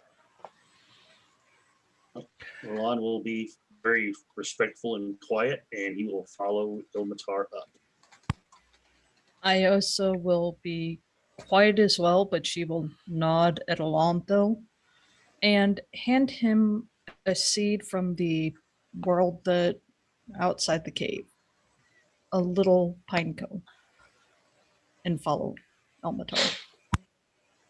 He'll Elanthil will take the pine cone from you, and he'll actually smile very warmly, and he goes, "I thank you. This can grow into a very powerful pine here. I have not visited the mortal realm in some time." He has this 1,000-yard stare of like a Vietnam vet. Just he's not here anymore. He is elsewhere. Just in that look. You mustn't keep the master of the house waiting, but I thank you. Congratulations, Iosa. You triggered nostalgic mode. Right? And he bows to you again and then goes to his desk. You see him before you mount the stairway. He actually places the pine cone almost like a paperweight on a couple scrolls that he has nearby. Ladies and gentlemen, the second most powerful wizard in all of Arklanar. Just got giddy over a pine cone. Just let that sink in. You get to the third tier, and the landscape changes from carved wood and brick to a stone causeway there. This doesn't make sense structurally. It doesn't at all, but we're not in the mortal realm, so it certainly does not matter. You're standing in an enormous study, and it's got vaulted ceilings. You kind of see like a couple swallows, birds going to and from some of the belfries up there, just having a go at whatever the hell insects are up there, having a grand old time. Large colored windows that let strange light in, and books upon scrolls, clay tablets of many different alien species, and a great mirror. A mirror of all things stands about as tall and a half as a man. Half of it is draped in like a blue silk, kind of embroidered with a star pattern there. And across the way is an ancient fair folk. Not decrepit in any way, still perfect in every way, muscled, toned, wearing flowering robes. I cannot describe it any other way, but flowering in every beautiful way, every color and shade of the spectrum and rainbow. The robe itself flares with an enchantment light that almost blinds you therein. If there was an Atean amongst you, they would have an absolute splitting headache from how much color is in this. He stands and looks at you from kind of like this rostrum where his desk is. He looks down. He actually meets you at the foot of the rostrum. You're kind of like trapped with this awe of the place. And he smiles. We see he actually has a very beautiful, very handsome, very distinguished smile in his old age. His hair, again, coal black as his common for his species, but where his sideburns would be, streaks of silver pulled back into a long queue that goes basically to the back of his knees, along his hair is, and his beard starts silver at the corners of his mouth. It's actually braided down, so it's kind of makes this odd but almost quite pleasing to the eye black, white, black, white, black, white, black, white pattern all the way down that also goes to his knees. Fair folk hair does not stop growing. It doesn't. It cannot. But even still,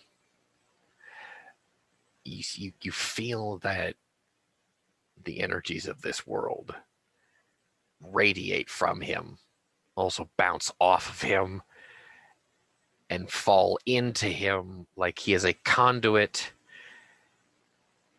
and a repulsion of it. And with a soft and grandfatherly tone in his voice, "Come, I would speak with you."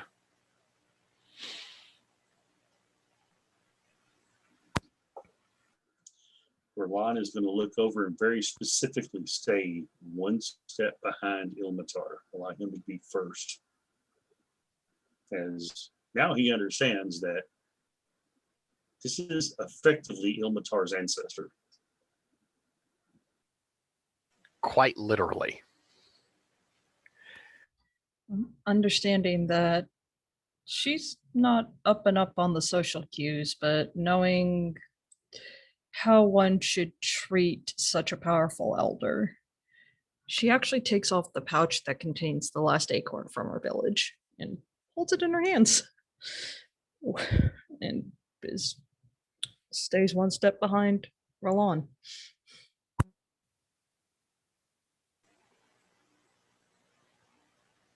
The Astromatch just simply waits there patiently for you.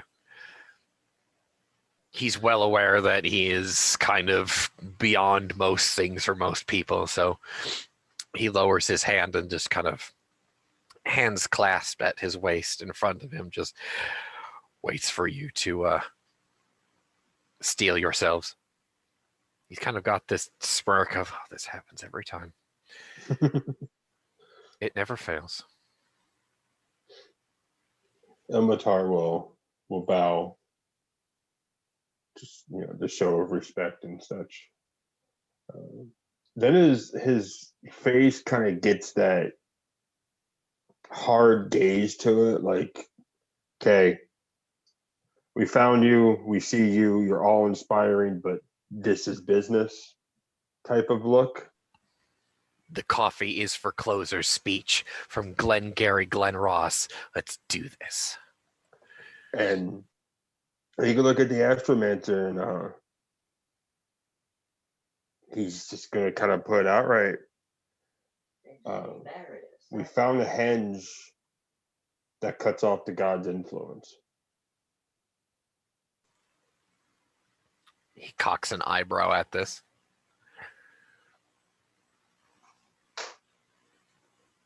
In front of the fairy tree. Where?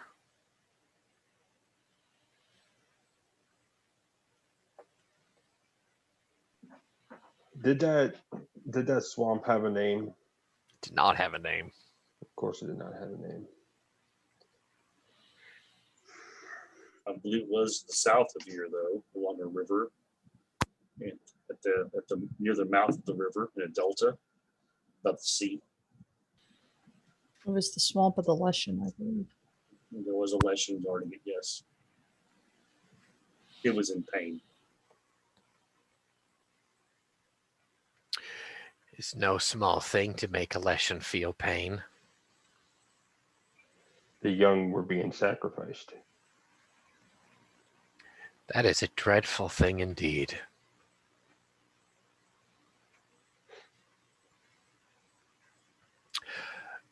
He turns and he actually goes back to his desk, and actually turns his back full upon you, and he goes,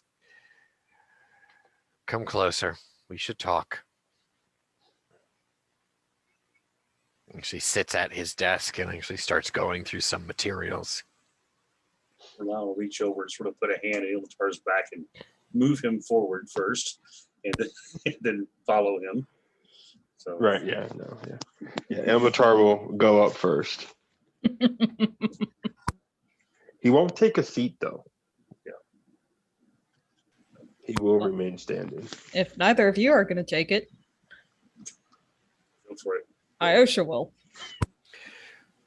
You'll all right. There is a chair nearby that you could probably pull over. You're muted, Lynx.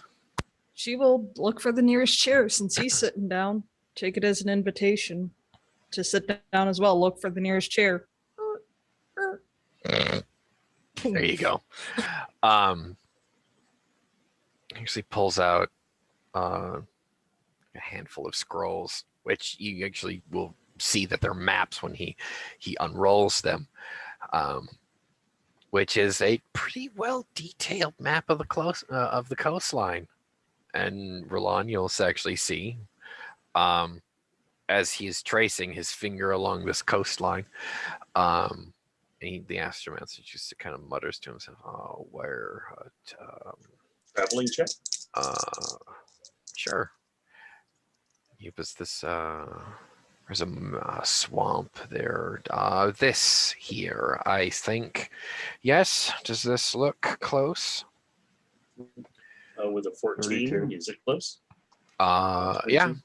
He has spied with his index finger the very same wetland that you had visited. Yet you see this river here, and he traces. This is the Great Gray River, known as the Tarandine. And you see this over here. He actually traces his finger to a different river, the Green Way. He actually points on the map where the crag is that you guys got here. Because this is where you are now. This is where you were. You guys have actually traveled quite a damn bit, to be perfectly fair. Because That does look correct. Yes, sir. you've been on the road for some time. I hope that you did not rush. Or is it serious? It's quite serious. This, we fear, because of the conversation that I had earlier with a small queen. The thought was placed in my head that it may be, what may be happening here could be an attack on Oberon himself. Could be. It seems to fit. I see. Also, in the world beyond, the seasons do not seem to be changing properly. Oh, that is because the Queen of Autumn has been slain, and her crown has been stolen from her. It is why autumn cannot become winter, winter cannot become spring, and spring cannot become summer. And thus the cycle of time continues. So until that has been settled, that small matter has been settled, time cannot truly move on. Lord of Stars. There was also something else. What is it? There was something that guarded the stone when we tried to destroy it. It was skull-like and had the ability to barbecue a person with just a puff. Describe this entity to me. I apologize, my memory is fuzzy as I was brought back from death. Welcome Roland back. be- Not many Roland people begins come to- back from the realm of the dead. Roland begins to relate a description of this horror. The flesh tight against the skull, seeming to almost be fleshless, but with a crown of horns of gold ringing the top of the head. The clothing in tatters. The fell light coming from the eye sockets. And the haunting sound of its cackle as it lay Eosa low with a flame, the kind of which Roland had not before seen.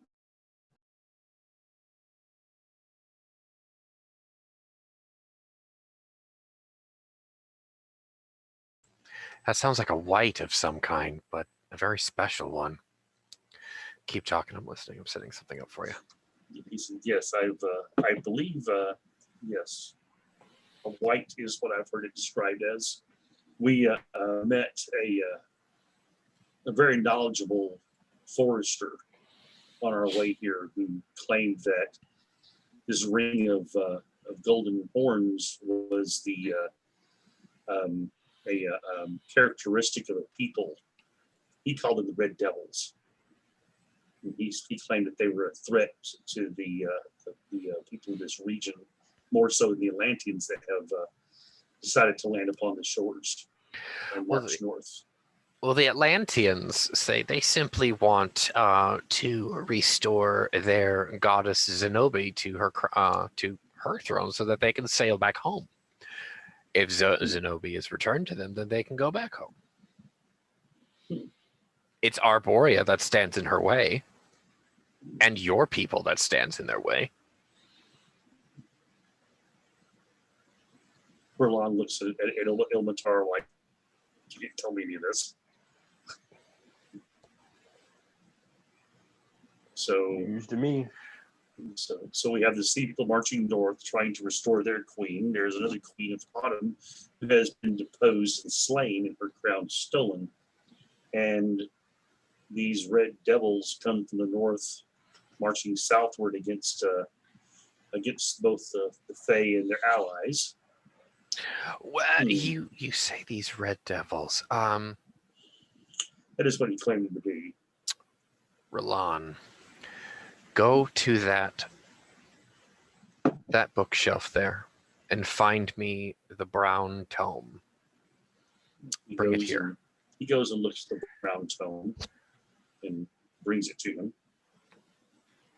Very reverently hands it to him, as if he were an acolyte handing an offering to a high priest. Handing the knowledge to the master.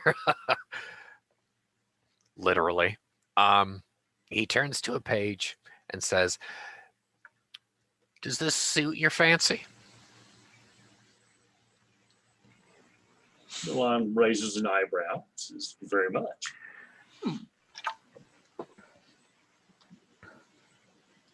That is Empress Tulana. She is the empress of the primordial people. See her golden crown? It's not a crown. Those are indeed horns growing from her skull. They're quite fetching. More They are. fetching than they were upon that white. Very much so. These people live and they cling to the mountains of the inner world. They try and enter the ring, and they have been searching for a way to enter Famatris. I'm assuming I'm sure the firstborn Fae have heard of Famatris at the center of the world. We're familiar with tales. Yes. That is where they reside. Or, well, they reside in the mountains on the mortal side, not on the Fae side, and they're trying to get in.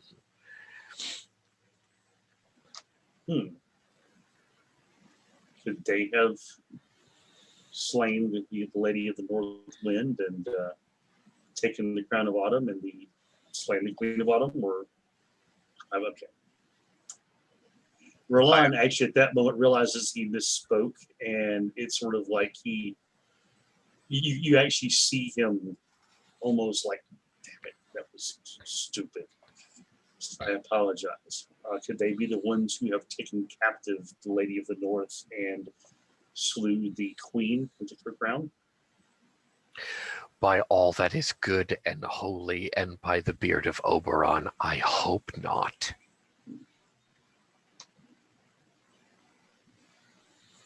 At that point, Milan's going to start thinking about what he has been taught about all of these different things and do an esoteric knowledge roll. Of course. See if he can actually follow what he kind of try to put two and two together, basically. Let's see. That is going to be a 20 total on his esoteric knowledge. What are you trying to divine? Would there be if someone were to do those two things, would there be some kind of possible ritual or goal they might be going after? What would basically the crown of Autumn and the Lady of the North Wind be connected in some way? And also, in his back of his mind, do these people with horns of gold have belly buttons? Yes. Are they able to be bred with? Yes. Yes.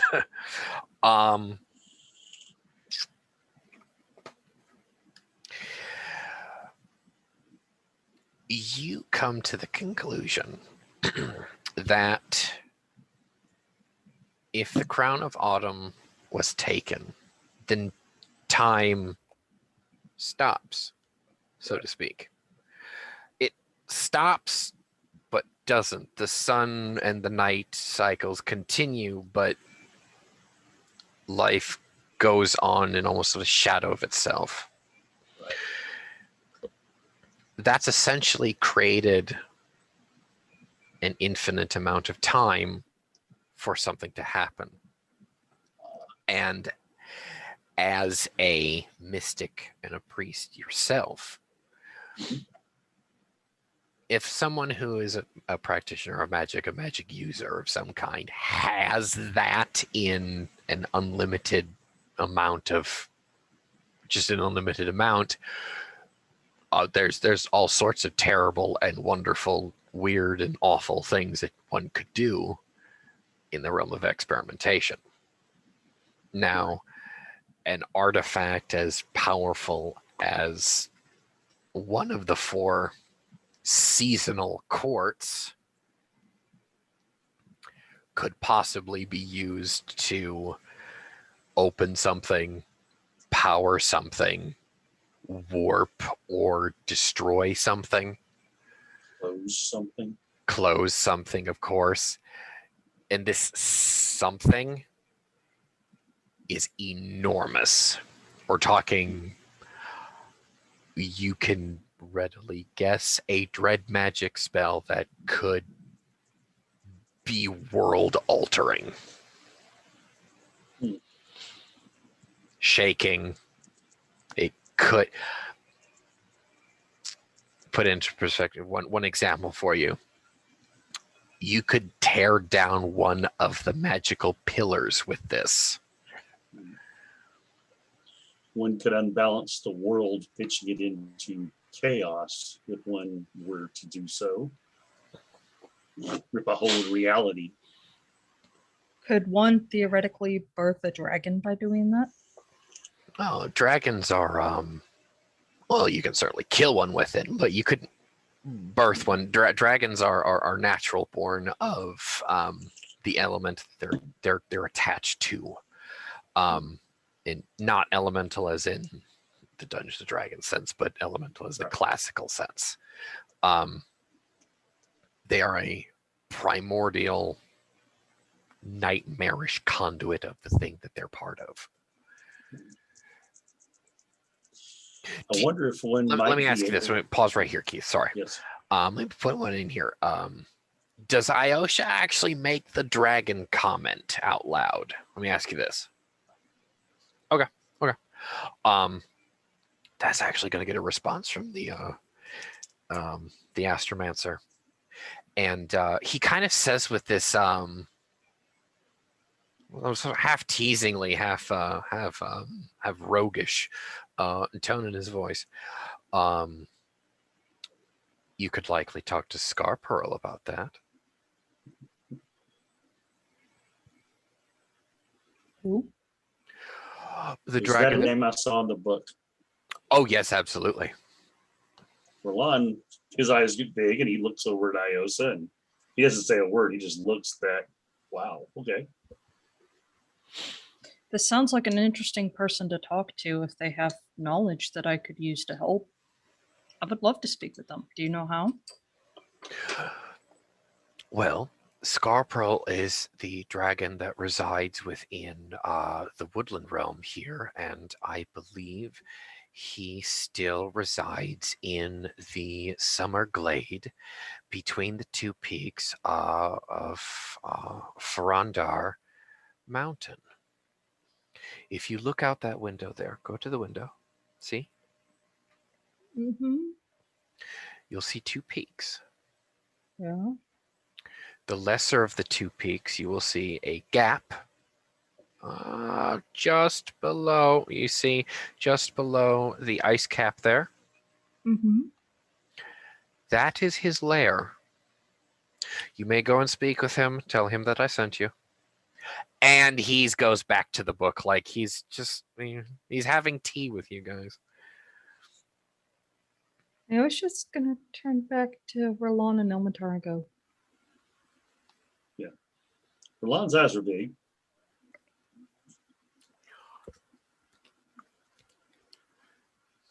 Basically.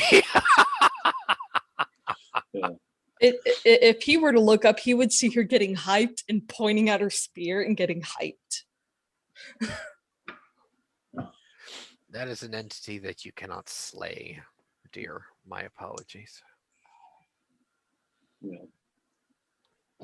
So there are myths of beings that have slain dragons. None of those, from what I understand, are true. But to wit, if one were to use the power of the Crown of Autumn, is it possible that they could open a gap in the ring around Fimatris and get access? You see him actually do the math in his head. Yes. And that we definitely have to stop.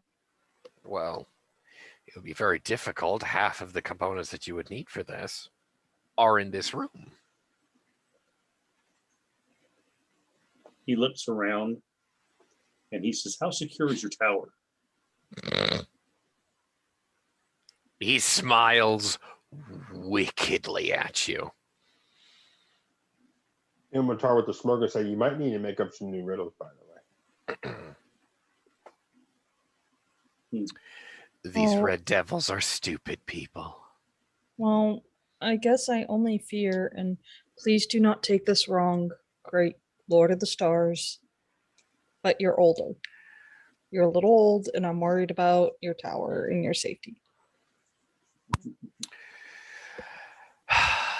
I very much appreciate your kind words, child, but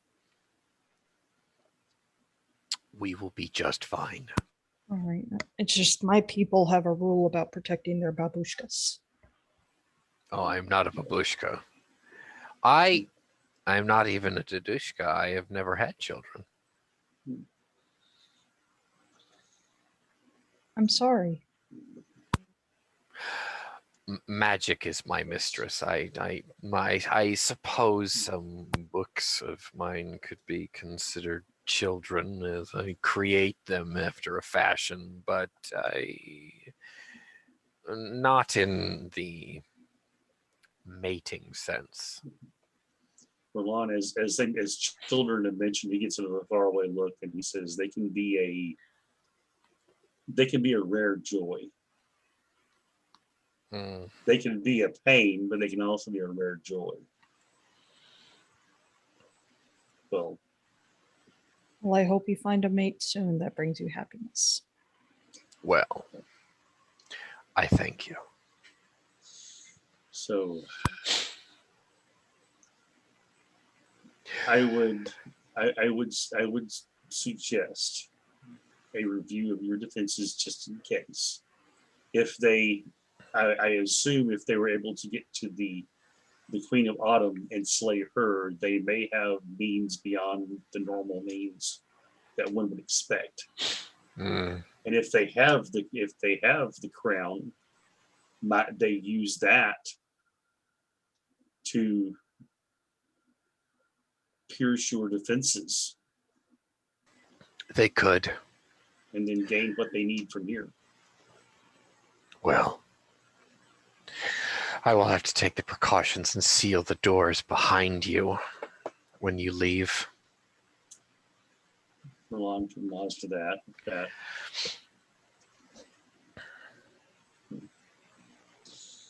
I need to ferret out the secrets of who has taken this crown. This feels important. Mm. And do you think maybe this theft and this stone may be connected in some way? Possibly one was used to gain the other. If the stone is how you describe it, then I believe it is simply an anchor for a much greater ritual of a much greater potency. Hmm. Rituals can have anchors that use stepstones to go to a higher tier. When you dealt with this stone, did it itself have any ritual sites around it? It had several places where the children of the children had been slain. We disrupted those as best we could and laid the children to rest as is proper. But an area around it had been marked out. It seemed to be at the center of that ritual area.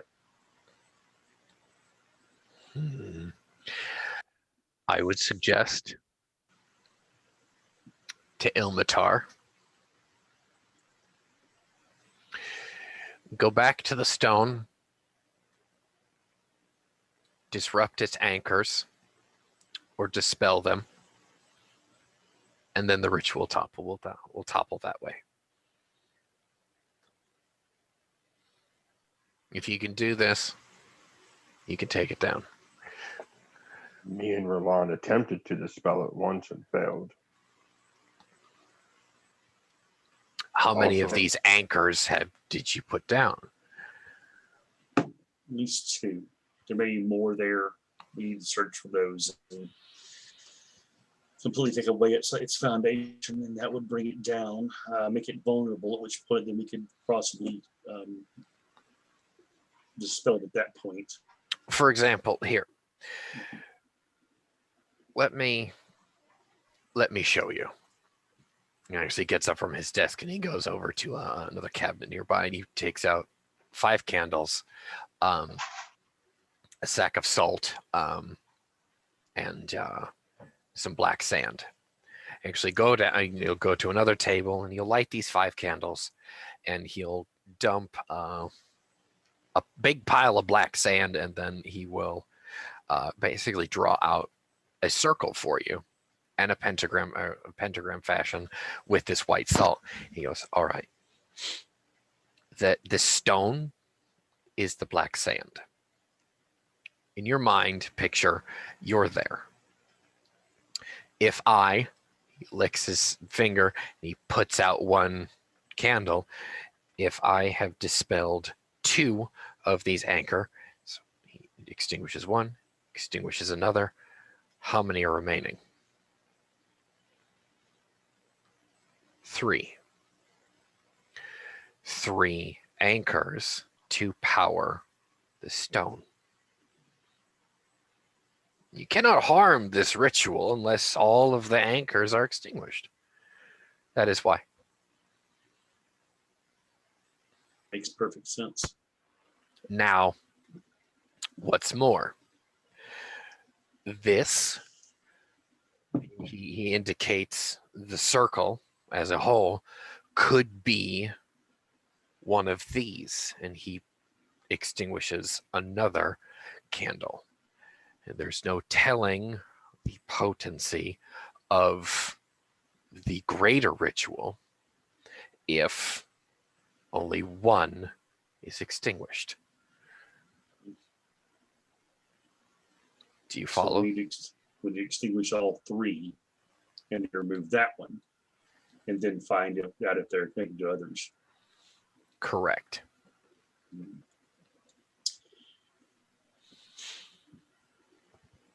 They may have a way. How many great Live. berry trees are there in the world? Well, there's one there. There is one. Oh, I am loath to tell you where it's at because it. Okay. Let me rephrase the question then. Of all the trees, fairy trees or other great ways to travel the realms, would they form a shape that would have something in the middle of it? There is one here. There is one in the east, and there is one beyond the north. And he goes back to another map, and he pulls out a continent, and did you see that it is essentially the world map? And he points to an area way on the other side of, essentially, if we're in Portugal, he's pointing to where Magadan would be in Russia. And near the center of those, Roland reaches down and puts his finger on Famatras. Correct. that would be the focus. So it sounds as if this ritual may be an attempt to weaken the defenses of Famatras, and using this crown breach its walls. Do you know? He looks at Ilmatar and Aosa and says, "Do you know what the repercussions of that might be? Do you understand?" No, but I get the idea we need to stop it. Yes. I believe it is only appropriate, continues the Astromancer, that the eldest of the races of your party should explain the magnitude of such a horrible nightmare. If one were to gain access to Famatras, there are powers there that he gained access to that could either slay a deity, a true deity, or allow someone to become a deity in their own right. To be able to,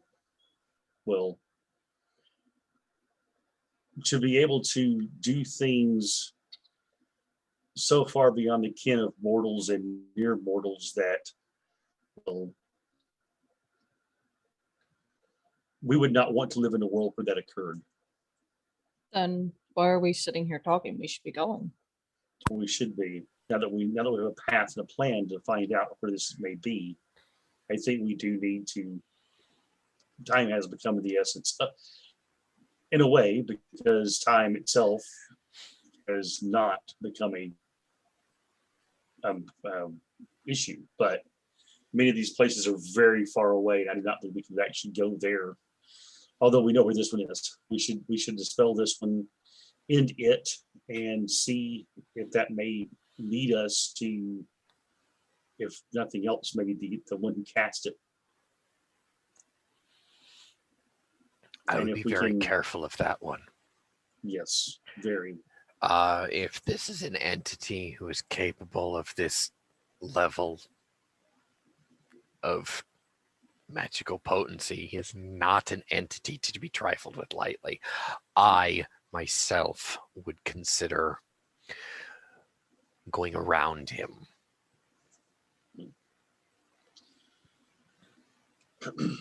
Finding his minions and eliminating them, taking out his support, though he himself is very powerful, he may be requiring assistance to even do this. So Well- taking away the, well, and Rollins sort of said at this point he's sort of in his zone, and one of the things he knows a bit about. He says, so this being a ritual, there are certain things every ritual requires. There's a sacrifice. There is a time that was required, which he has taken out of the matrix because time has effectively been stalled. We can assume that the tree itself is the sacrifice in this situation. in He that does specific one. briefly correct your math. Yes. So in that case, yes, that would be the sacrifice in this case for that specific corner of the ritual. We may literally be having a situation where we have rituals that are themselves becoming a component of a larger ritual. Yes, Iosha. Azeros, forgive me for saying this. What if we just destroyed the trees? Well, that would be an issue because Azeros is actually the keeper of the second tree in the east. He may not be. He may be loath to allow you to sacrifice the tree before it's sacrificed. But removing the enchantment about it would free it. Indeed. So I think that is what we need to do: is free the trees as best as possible, and then find the one who currently holds the crown of autumn. If it's not the ritual master, then it is someone in his sphere of influence, and remove it from them, and find a new queen of autumn, I suppose. That is the next chore. You will have to find someone worthy to carry such a mantle. I vote Yes. Elmatar. I believe, Well, Warden of the Winter, not of the Autumn. yes. That would be most inappropriate, and Ilmatar is far too young. He is not wise enough to hold an entire season's worth of sorcery underneath him. My He saved me. apologies to tell you, young Ilmatar. He At the saved me least, and we- saved my friends. He is quite smart. He is. Not And in I- these matters. He is still a child. He Granddad kind of shoots you a look like, you know. So we need to find someone who is of the proper ability and, I assume, lineage in some way.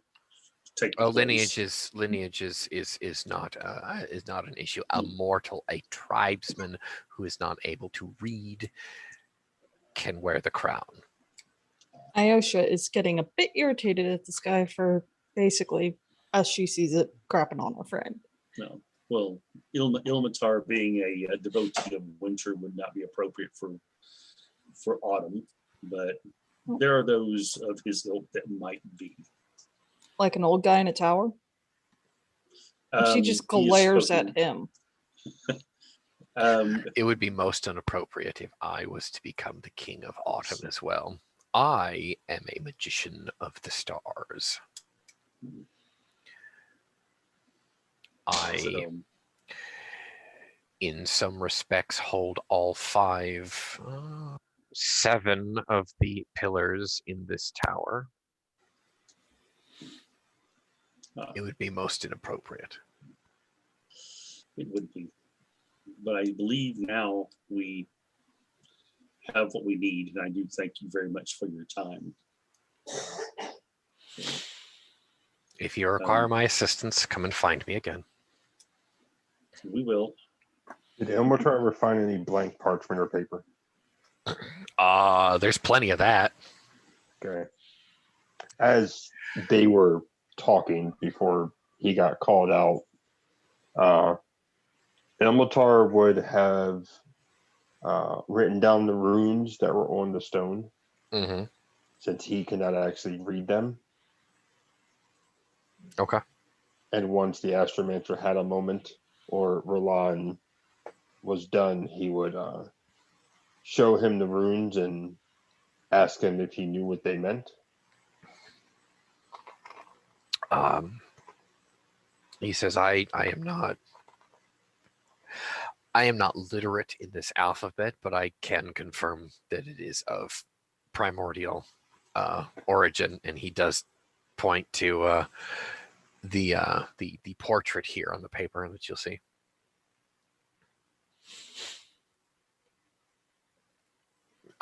You may consider these Red Devil people to be similar in almost every respect to mortals, non-Fey mortals, but they are, you can consider them high mortals in a way. They are similar to we Fey. Similar, but they're not from the loins of Oberon like we are. They are from the loins of the earth. So I believe what we do now is return to the world, the mortal world, as it were. And I need to get some messages to some people, and then we need to head back down to this ritual place, dispel this stone, and begin seeking the next step along the path. You will need much practice in dismantling another's rituals. Be careful in these. These are and can be very violent in response to being dismantled. Do not lose a hand. Do not lose your beard. Do not lose an ear or an eyebrow. Yes. Ayesha will nod, take the acorn out of the pouch and put it on his desk. What is this? The last acorn of my village. We may not see eye to eye on a lot of things, but I hope this at least keeps goodwill between my people and yours. And by the way, Ilmatar here, he saved us I'm aware. many times. He's going to be, I'm not sure if you folks have chieftains, but I can easily see him being the chieftain of your people someday. So don't discount him too much, okay? I will consider him when I require another for one of my rituals. He just smiles the way a granddad would smile to Ilmatar. Ilmatar, he's like halfway between blushing and just kind of like,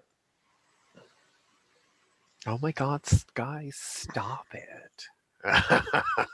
You're embarrassing in front, Grandpa. Oh my God, it's Grandpa. But with that, I would like to speak to Ilmatar in private. If I could have a word with him.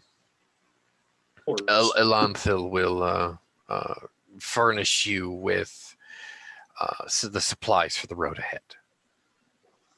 Thank you. Very kind and very generous. When the individuals, when your companions leave, the Astromancer kind of gets this serious look on his face and says, all right. Kind of with this like, all right, noob, let's see. All right, let's see what you got. He doesn't say any of that though, but he does smile at you a little roguishly. Because I have a gift for you. You might need it. It's a very That's what I was powerful thinking. gift. It's a very secretive gift. Now, where is your journal? He'll reach into Your his, spell book, your journal. he'll reach right. into one of his pouches and he'll pull it out. He pulls out a scrap piece of paper. Very scrap piece of paper. And he sets it on the side. He gets out some charcoal and he pricks his blood. He pricks his finger. He puts it onto the charcoal and he draws this symbol on the piece of paper. Now, draw this symbol on any surface, and all beasts and lower orders of the world will cower to you. All of them. They will be tame in your sight, so long as they are near this rune. Do not lose it. Do not divulge it to anyone.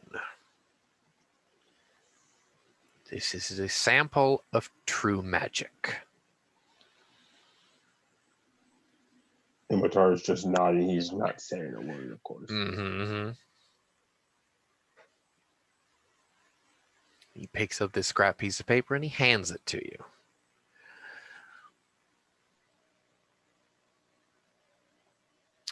You may add the symbol of Shog to your spell lists.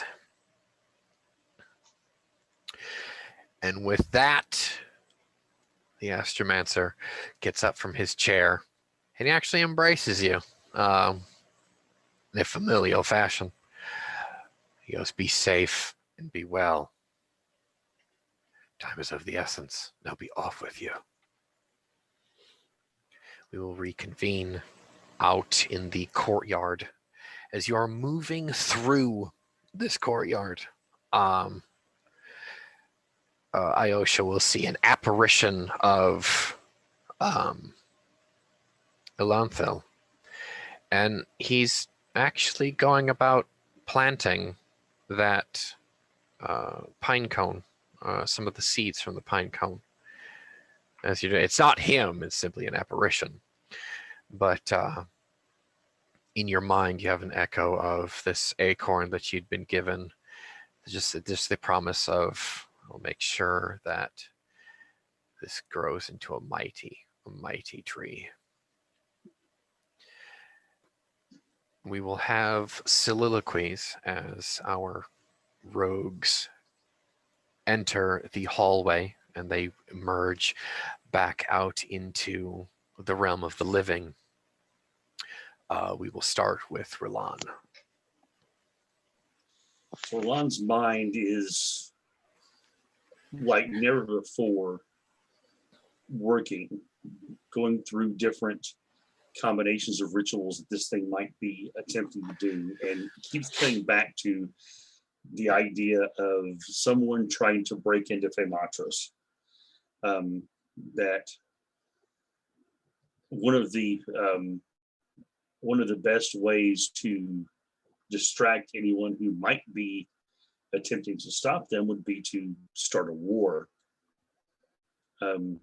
So it's possible that whoever this is has put these actions in motion to lure the Atlanteans north, to have the Fae and such in conflict with them, so they couldn't keep an eye on things.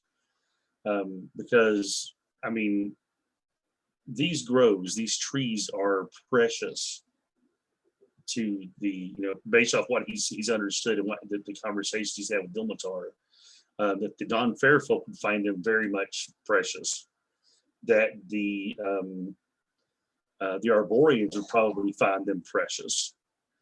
And to keep them occupied with a foreign invader while these were being desecrated would be a masterstroke of a plan.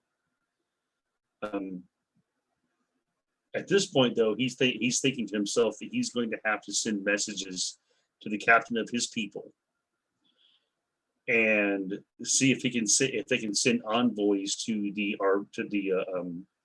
leaders of the Arborians, the leaders of the Dawn Fair folk, and the leaders of the Atlanteans, and see if they can possibly begin speaking about possibly ending the conflict by exchanging information about this. And the part that they'll have to play in this drama will be key, but will keep them from being involved with that most likely. That will have to be up to them. He looks to his companions, Ilmatar and to Iosa, and he thinks, here's Iosa, the twice born, which is what he started thinking of her as now. Ilmatar, he has yet to put a title to him. And then here he is, Roland, the keeper of secrets, the discoverer of things. Maybe the three of them have a unique set of skills that will allow them to uncover what's been going on once that one ritual has been disrupted. He's already putting together a plan for a ritual to uncover the secrets, one of the specialties of the priests of Feldane, is discovering things that people want hidden. He might be able to use those ritual materials to find the next one, or find maybe what the crown is disconnected, and begin disrupting this whole thing. And maybe his people will play a part in it as well, because he has a feeling that whoever started this may not have accounted for them. They might be the wild card, if you will. And he thinks, as a wild card, they might be able to do things. They might be able to slip into the cracks of this thing, and like the ice in the winter into the stone, split the seams, if you will. But that will have to wait until later. First, he has this focus of getting rid of this ritual. And he's also very overwhelmed that he just isn't the president of the So we will then go to the thoughts of Iosha as you re-enter the realm of the living. What do we see from her? We hear from her.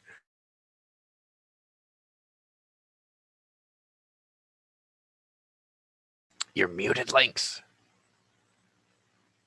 I know, I'm sorry.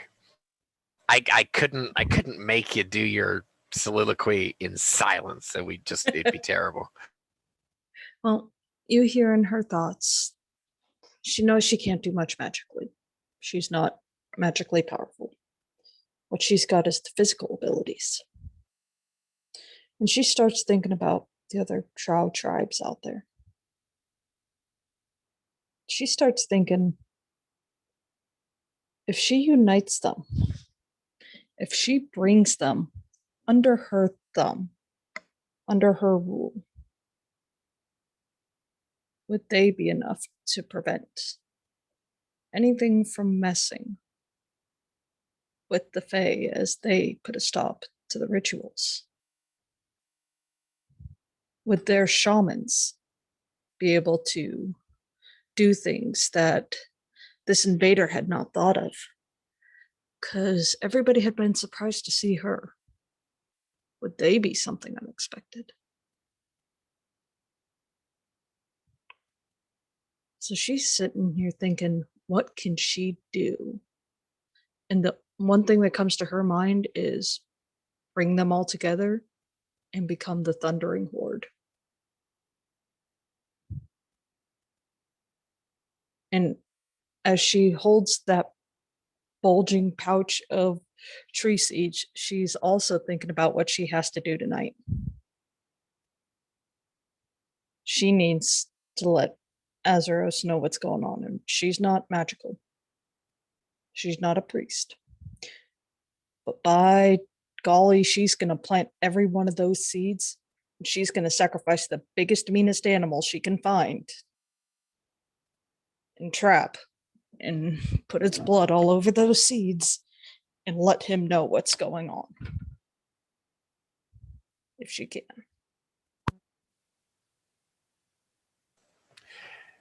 And here we go to Ilmatar's thoughts. As you step back into now the sun has long since set. You step out into the light of the half moon in the realm of the living. What do we hear from Ilmatar?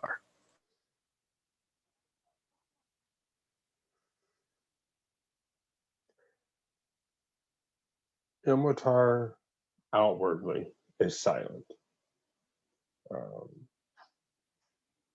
Even his friends right now could see he is very inwardly contemplative.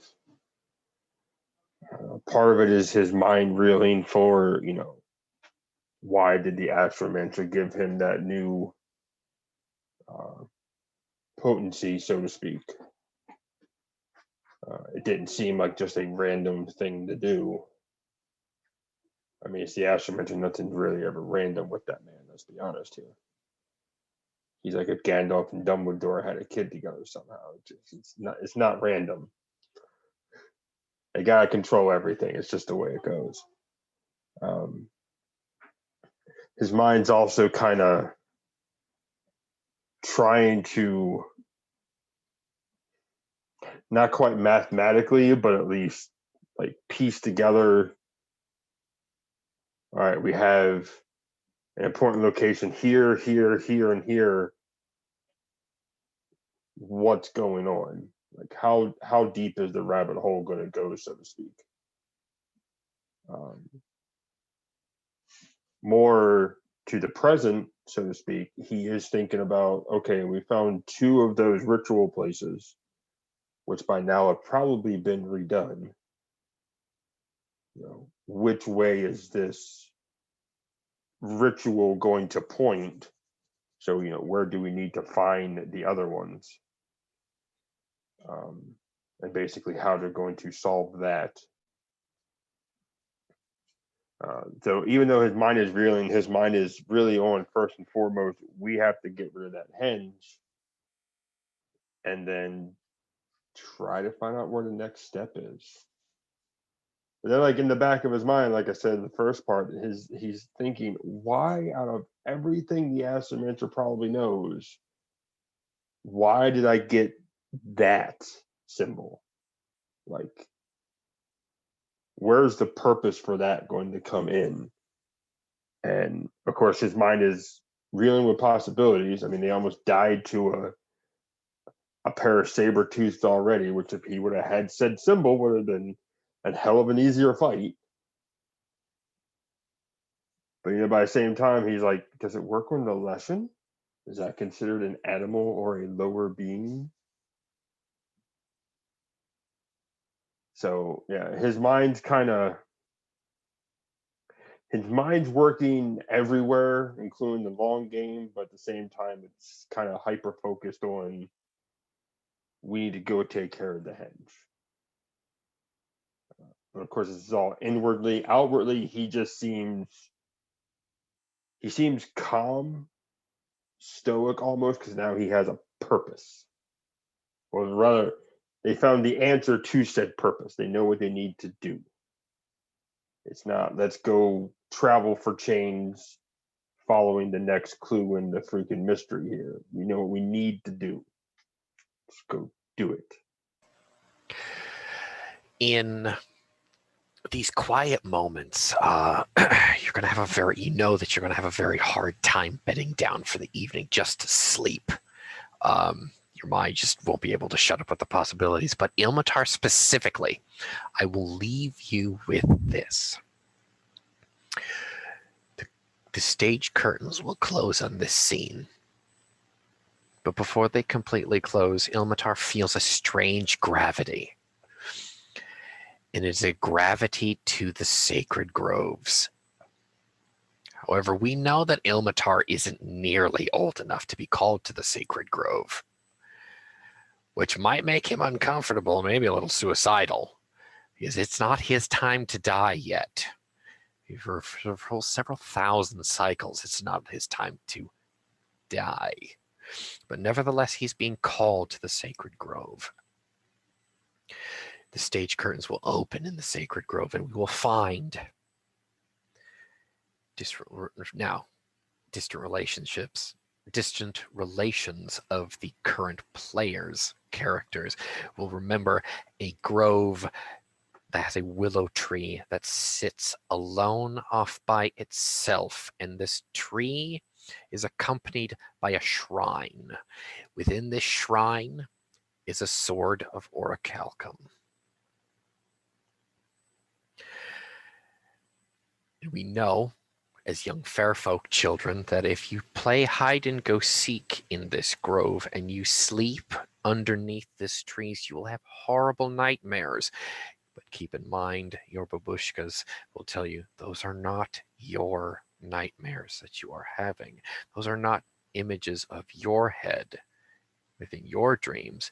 Those are the memories of the slain that sleeps therein. When the stage curtains open, we see this tree. Its leaves will be luminescent for a few moments, flare up, and then die away in the moonlight, and it will drop all of its leaves. The tree itself, all at once, will shudder, and a slit of white light appears in the side of this tree, almost like a womb,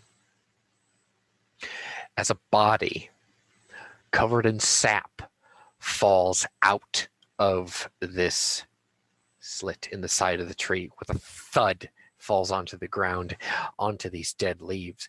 A naked male fairfolk clambers to its knees, wobbly legged like a baby deer.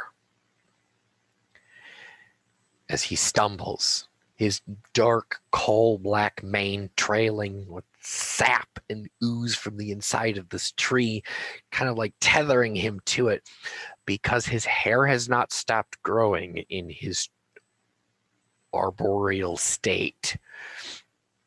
Pulls the massive hair from the inside of this tree. He stumbles over to this shrine, and as the last thing that we see in this scene before the screens will fade to black is a feminine voice emanating from the shrine, as a gold sap covered hand, just before it touches the hilt of the sword, a woman's voice, sing-song, beautiful and sultry all at the same time, from the realm of the Fae, utters, "Oh, how I have missed these hands upon me." And the stage curtains will close. Thank you for tuning in, everybody. We will be back next time for session 6 of A Lingering Sickness. Good night, everyone.